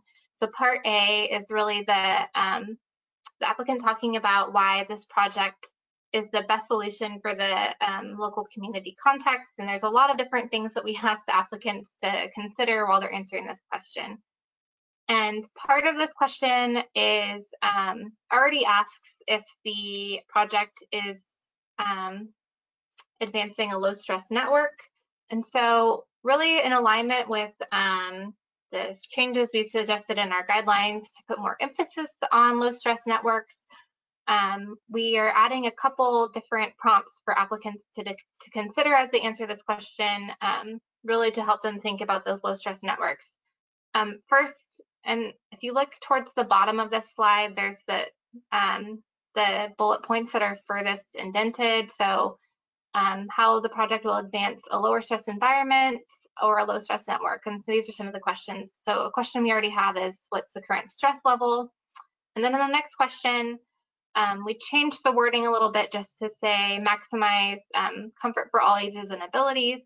And then we're adding a new bullet that says what features are included to promote low stress, comfortable, and safe walking and or biking conditions. And then the last new bullet is, does the project expand on or create a low stress network? Next slide, please. So for this question, in both medium and large applications, the current word count is 500 words, and we're proposing that be raised to 700 words. Next slide, please.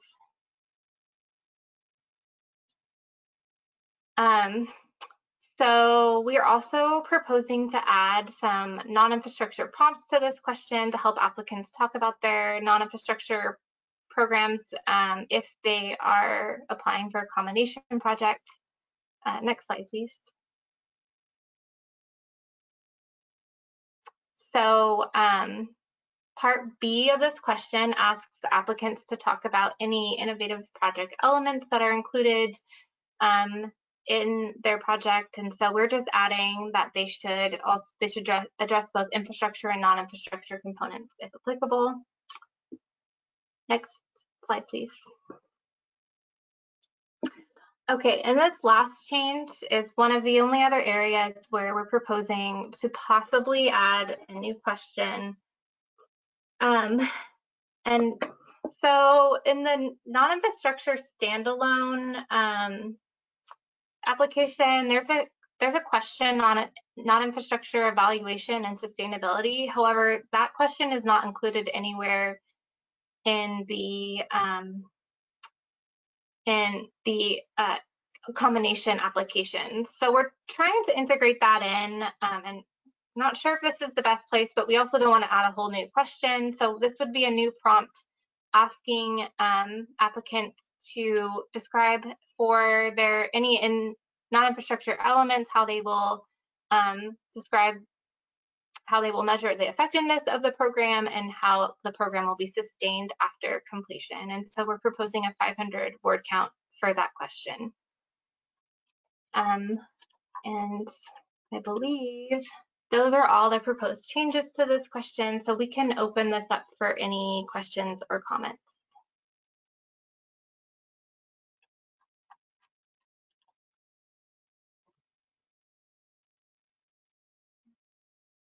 Thank you, Beverly. We do have one attendee with their hand raised at this time. We have Carl Anderson. Beverly, for this one, can this just be a sub question to the non-infrastructure piece that you're adding to question 2? We can go back and look at that. It would be easier to do that for us. 70 slides ago. So that talks about innovation, but there may be a way that we can rephrase it so we can kind of incorporate this into that as well. We can look into it. Great. Yeah, just a thought. Yeah. Thanks, Carl.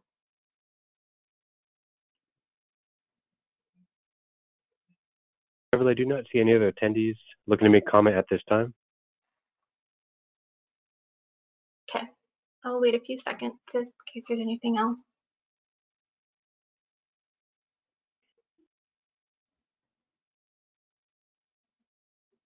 All right.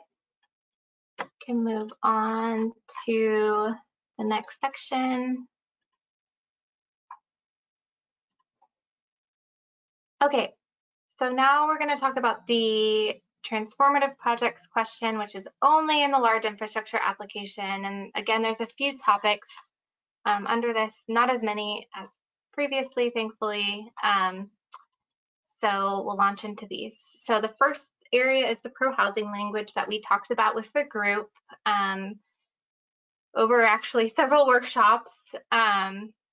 So to part A of the transformative projects question, the new language again is in bold underline. So we had already asked them to discuss how the project supports any existing or planned housing, especially affordable housing. And then we're just adding applicants are encouraged to apply for the California Department of Housing and Community Development's pro-housing designation program and to describe how local policies align with pro-housing criteria. If housing is not an issue for the community, explain why it is not a concern. And then we're also adding to part A of this question if a little prompt on non-infrastructure. So just to ensure that they discuss the transformative nature of the non-infrastructure component, if there is one. So for part A of this question, we're proposing to raise the word count from 500 words to 750 words. Next slide, please.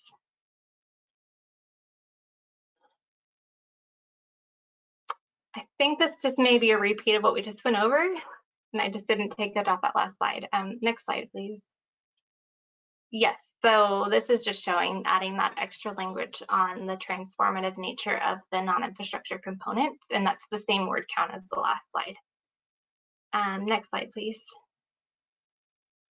All right, so part B of this question, next slide, please. Asks applicants to talk about any nearby projects or local policies that will kind of help with the transformative nature of the project. And so we already asked applicants to talk about transit, the overall non-motorized network, land use, local policies, and we're proposing to add and/or ordinances to that bullet point. So that's the only change here. And then we're proposing to raise the word count from 500 to 600 words. And that, oh, sorry, there is one more. Next slide, please.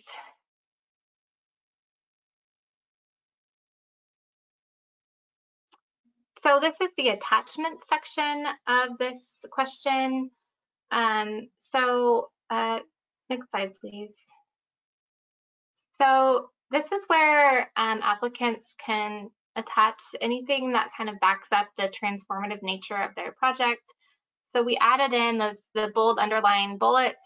They can attach their pro-housing designation if they have one, or a copy of their application to the pro-housing designation program, or a local housing element that's in compliance with the state housing element law. That if they talked about that in Part A, they can attach that. So we're just adding those as examples of things that applicants can include here, but obviously they are not required. It's just suggestions of what they could include. Okay, so that's it for the transformative projects question. So we will open it up for any questions or comments.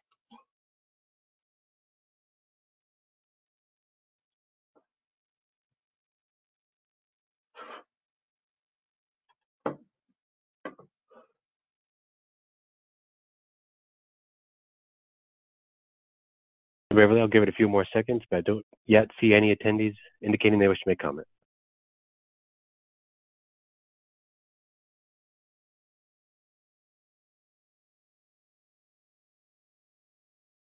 Still seeing them.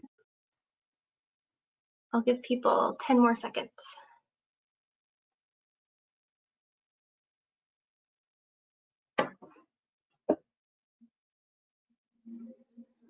Okay, we can move on to the next topic. Okay, so we have two pretty minor suggested changes to the leveraging question. So the first is on tribal projects. Next slide, please. So for this prompt, so as many people already know, we give full leveraging points to tribal projects, and the verbiage between the application and the guidelines isn't exactly the same. So really, this is just a clarification that projects submitted by tribal governments or that are on tribal lands will be given full leveraging points for medium and large applications. So we're just ensuring that the project submitted by tribal governments is clear that they get full leveraging points. Next slide, please. And then the only other change to the leveraging question that we are proposing is to the documentation attachment. So next slide, please. So in one of our first workshops, we kind of finalized what we're looking for in terms of documentation of leveraging. So we'll be asking for applicants to attach a signed letter of commitment indicating the amounts and sources of the leveraged funds. I'm also leaving it open for them, in addition to that letter, to include any other documentation that they want to include. But again, that's not required, just the letter is required. So those are the two changes to the leveraging. And again, this is just in medium and large. They're the only applications where this is scored. So we'll see if there's any questions or comments on these changes.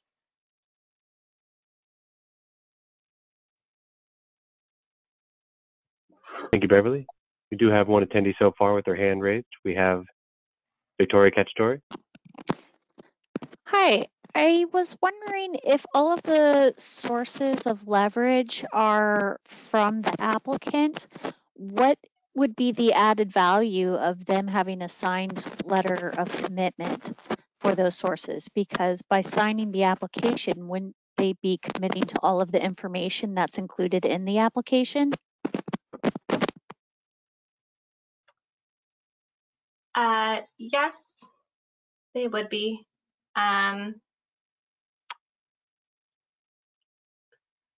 So we had required a leveraging documentation last cycle, but people didn't really know what to provide. I think it's really just to confirm that there is a commitment to this funding and to make sure applicants know that they need to be committed to any funding that they are providing in this section. I don't know, Lori, if you want to add anything. I mean, if also just to add on, I mean, if there are patching together a couple of different funding sources or like partner agencies, there could be a value in the letter of commitment. But I mean, that's if there are other entities providing that. Yeah, I thought we asked for this before, and like you said, this was just being more clear on what we were asking for. This really isn't new. Yeah, and sorry, Victoria, it also helps us confirm that the sources that they're providing are eligible sources. So last cycle, we got a lot of applications where it was hard to tell exactly what the funding was that they were putting in there. And so we had to go back and talk to the applicants to ask them what exactly the funding was. So basically, we're trying to get more details to make sure what we're receiving in this section is eligible.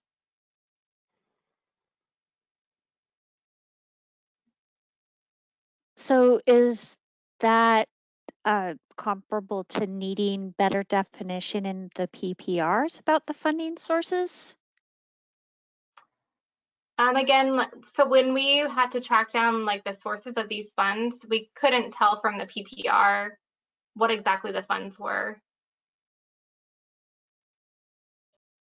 Is this a problem for some reason? I'm trying to figure out what the yeah. I think it's like, is this individually a problem? No, it's more the additive, you know, all the different pieces. Each individual piece is, you know, is just one more piece of the application. It's not additive. It's not additive. We asked for this at least last cycle, if not other cycles. This is just clarifying. So we asked for this before. We're not adding.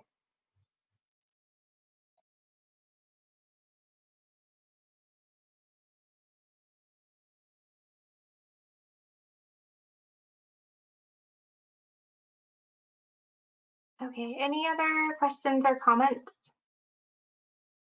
Yes, Beverly, we received one other written comment from Luisa Zavala. They commented, I think providing examples of what to provide is helpful.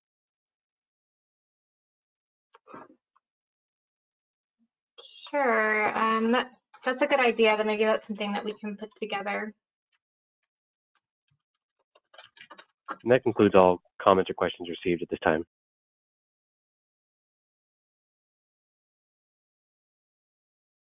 Thanks, Justin. All right, I'll give it a few more seconds and then can move on.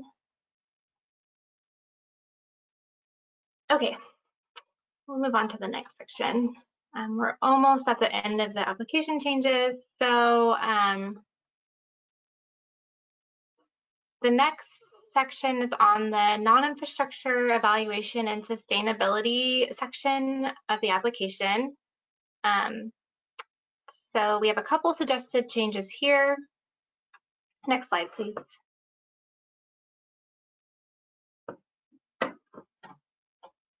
In part A of this question, so this is question 5, part A, the applicants are asked to describe how they will measure the effectiveness of the program, and we're just adding another example here of ways that they can measure that.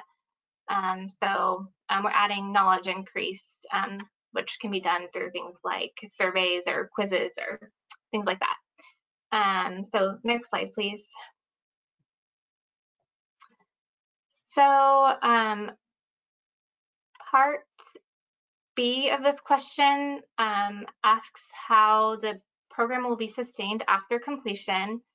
And so for this, we're just adding some examples of ways that programs can be sustained after the ATP program is completed.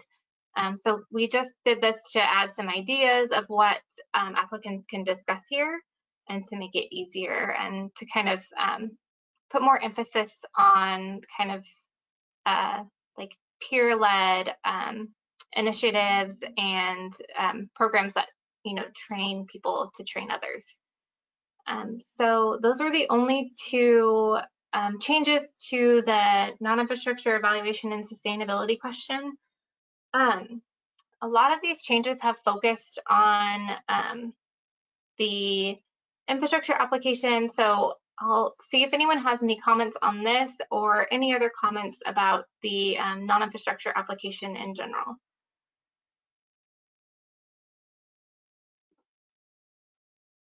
Thank you, Beverly.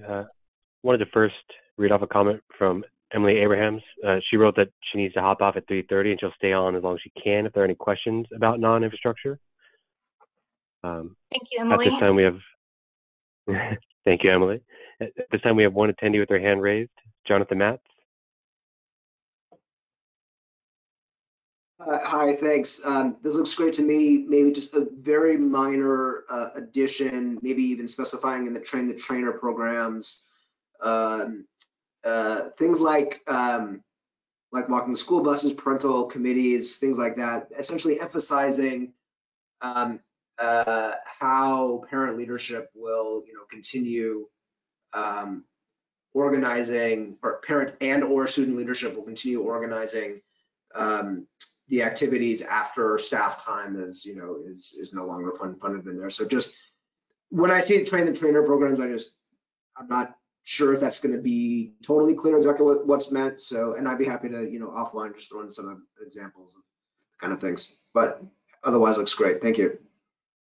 Thanks, Jonathan. And I know Emily and Summer at the ATRC and at Caltrans have I know they still wanted to work on this language a little bit as well. So I'm sure we can integrate something like that in there as well. And I don't know if Emily is about to leave, if she wants to provide a comment, but I'm sure that's a great suggestion, at least from my perspective.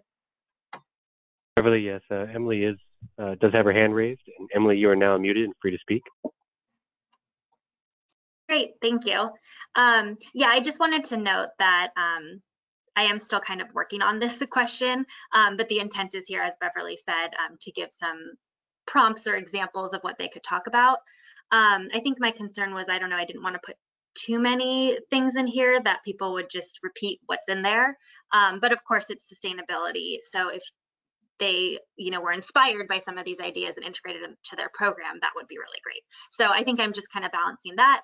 And then the other thing is, if anyone, has any suggestions to clarify any of these or something we missed that's really important to add, please let me know so that we can make sure that it is a comprehensive question here. Thanks, Emily.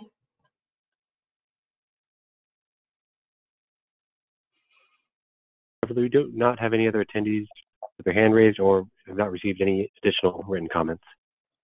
Actually, we just received one as I said that. From Peter Williamson, he asks, did Caltrans make a decision on whether or not a specific funding set aside for non-infrastructure could be made available for this cycle? So we will not be including a non-infrastructure set aside this cycle, and it's something that we can reevaluate every cycle. However, we did decide that after hearing a lot of the comments about how critical these non-infrastructure programs are, we're removing the priority for infrastructure projects in our tiebreaker.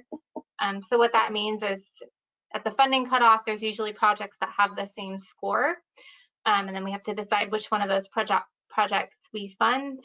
So we currently prioritize infrastructure projects, but we're going to remove that priority so non-infrastructure projects are given equal consideration in the tiebreaker. Any other questions, Justin? No other questions or comments at this time. Okay, so we can move on to the next one, which is the last section before we move on to something else. So this is the plan and scope consistency question, which is called something a little bit different in the across applications. In the large application, it's the plan and scope consistency and cost effectiveness question.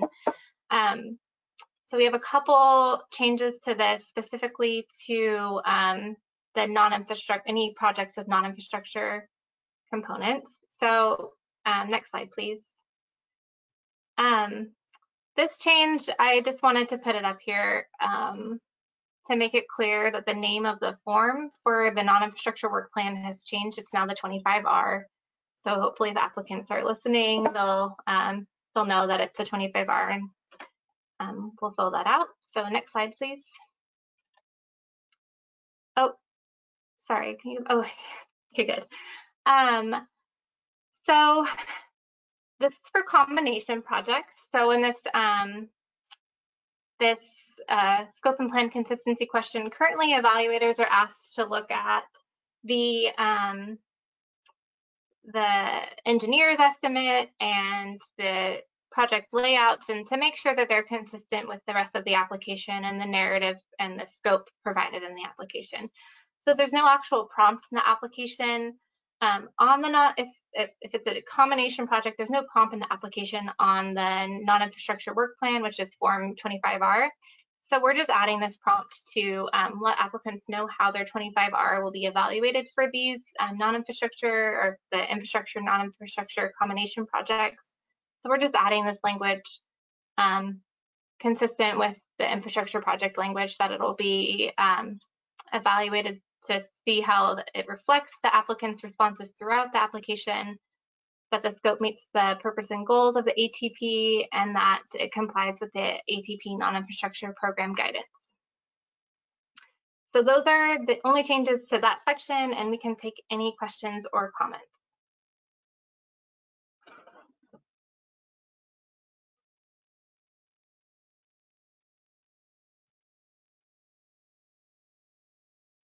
Thank you, Beverly. Going to give it a few seconds. Not yet seeing any indication that anybody wants to make a comment or question.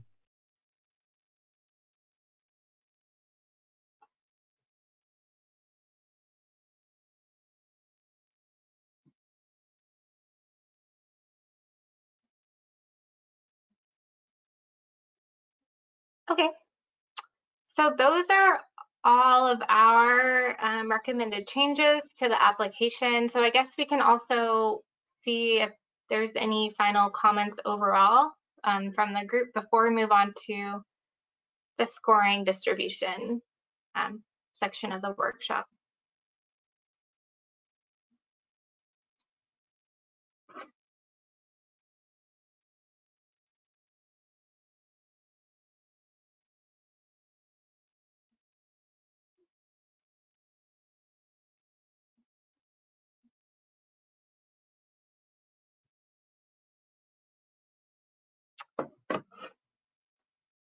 Okay. We can move on to scoring distribution. Next slide, please. You can go to the next slide as well, please. Okay, so this is a table that's in the guidelines that shows how much each question how much each question is worth in each project application type.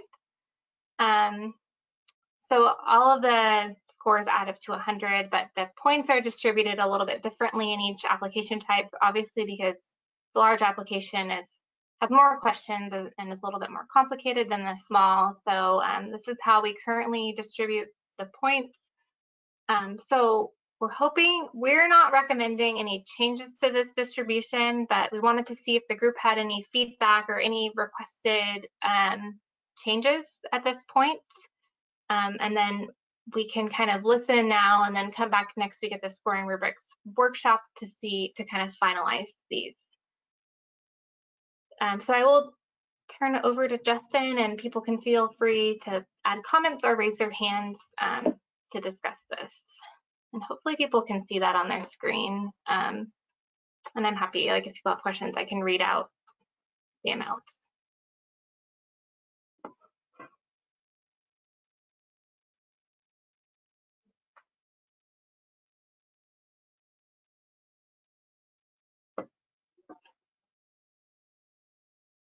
Thank you, Beverly. Not yet seeing any, but we'll give it a few more seconds.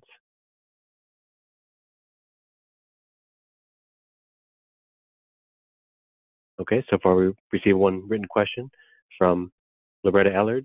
They ask, can you please review the project totals for small, medium, and large categories?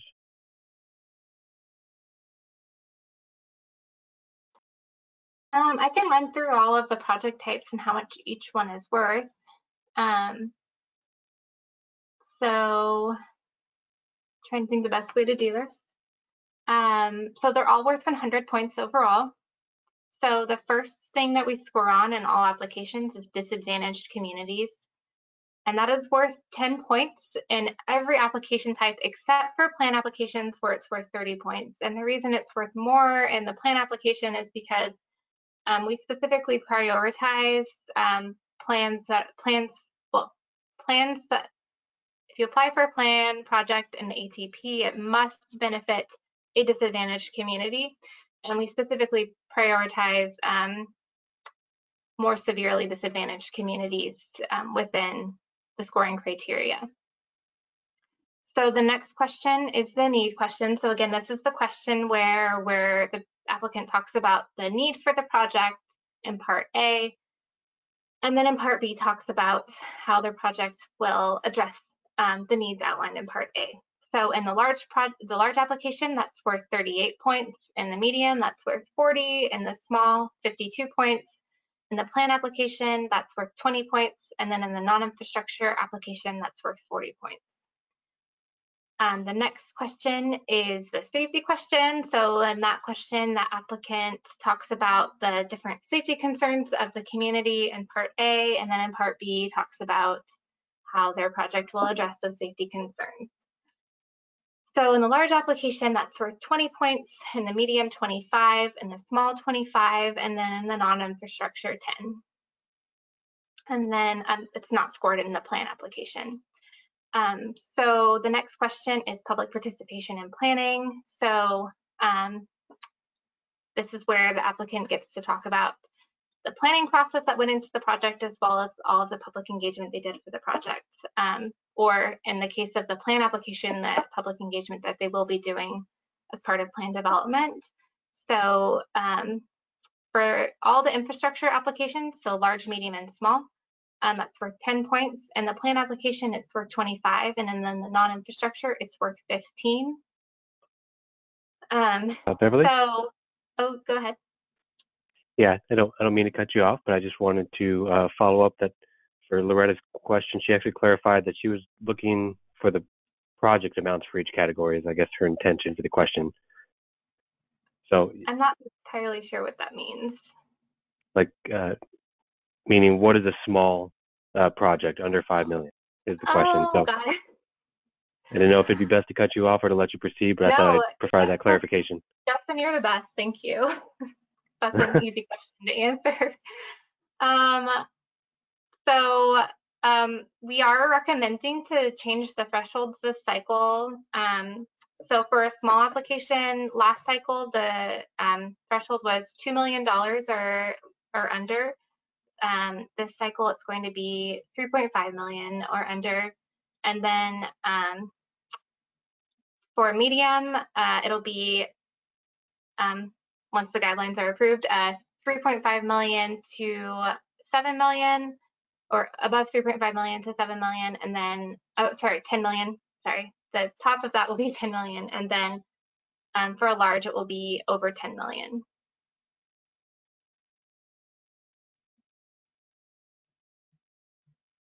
Thank you, Beverly.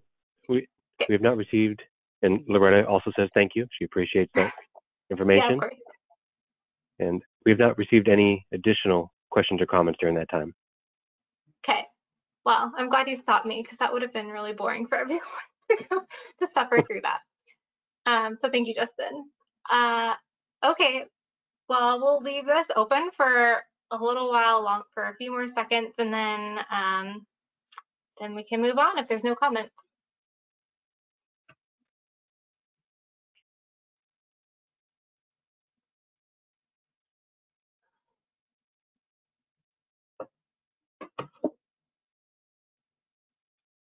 All right, we can move on. I think now I'm turning things back over to Lori for some wrap up.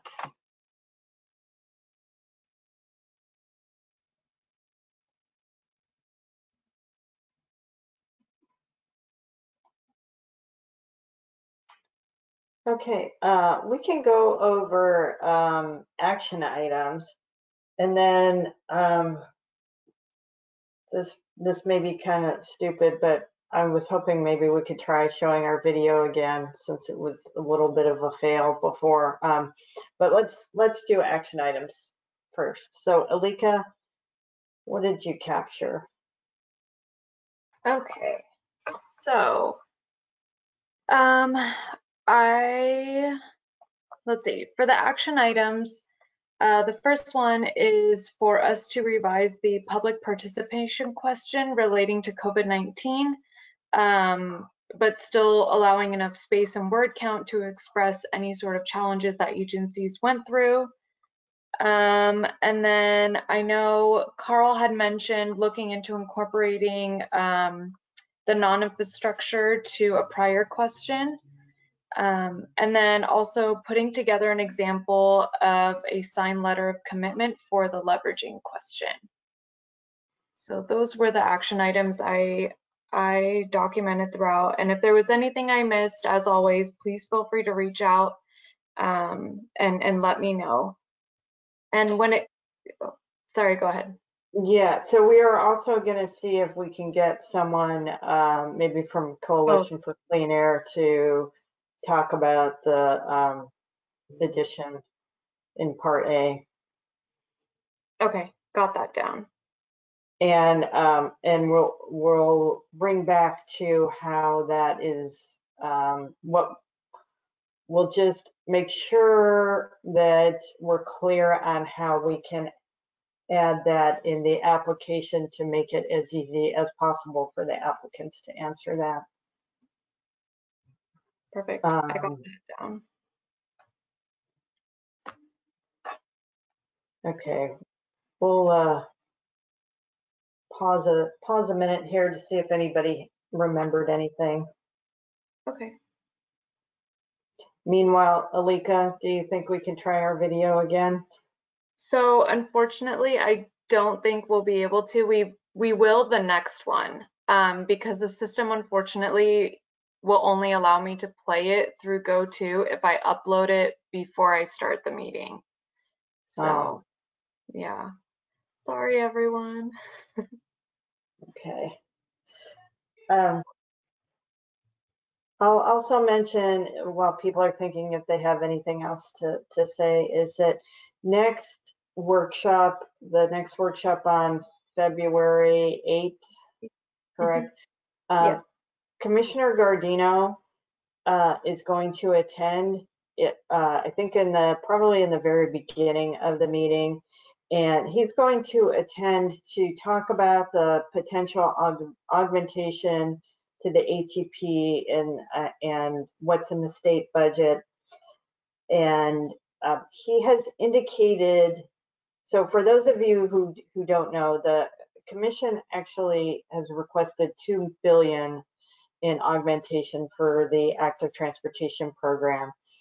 At this point, there's it looks like we have about 500 million is in the budget. But Commissioner Gardino has indicated that there is interest in the legislature for that 500 million to get closer to the 2 billion that we requested.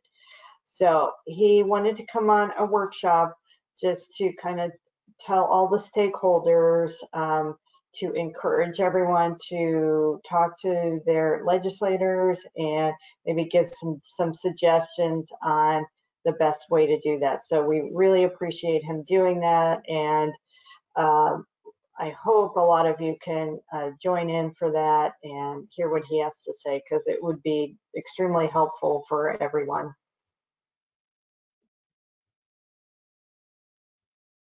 So I guess we can go to the last slide, Alika, and then just kind of see if anybody has any other questions or concerns.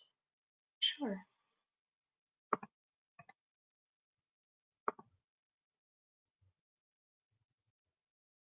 So yeah, these are the two next workshops. February 8th is scoring rubrics, and actually that February 23rd may be scoring rubrics, but it's definitely going to be a report back on the quick build pilot and anything else that needs to be wrapped up. I'm actually really surprised that we got through all that today. So, and I really want to thank Beverly, because that was a lot of information to go through. I don't think we've ever discussed or gone through the applications questions that thoroughly in a workshop. So she did a really good job with that, because it can be kind of tedious and confusing. So I hope that that format worked out for everyone.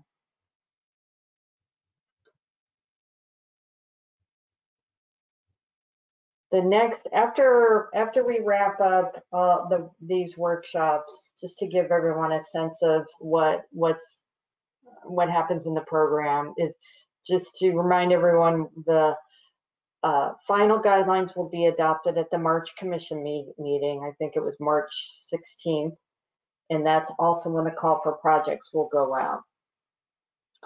Our next big effort will be that we will be doing a call for evaluators. And we always get a lot of really good evaluators. We're hoping that we get a lot of people that have evaluated in the past, and we will do as thorough as possible of training with all of our evaluators. So that's our next big effort leading up to when the applications are due on June 15th. Is there another slide, Alika? Okay, that's just our contact information. And Justin, has anything come in? Lori, we do have one attendee with their hand raised this time. Okay. We have Ashley Costa.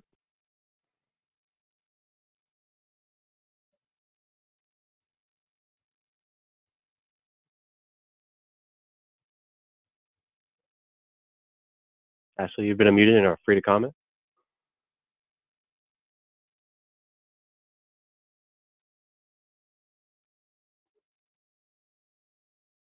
Ashley, if you're speaking, we cannot hear you.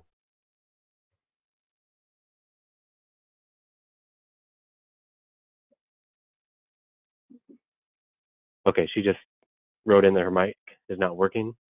Oh, okay, that's too bad. Maybe she could send it in a written comment. She followed up by saying, just FYI, the date on the ATP website for the Santa Barbara workshop says February 12th, but the link is for February 10th.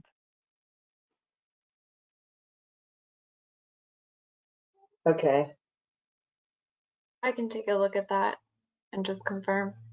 Okay, thank you, Ashley. Okay, Lord, beyond that, I don't see any other attendees looking to make comment at this time. Okay. Well, then I guess we will wrap it up. And thank you, Justin and Alika and Beverly, and thank you to all of you for attending and giving us all of your comments and questions. We really appreciate it. And we will see you again next week. Thank you.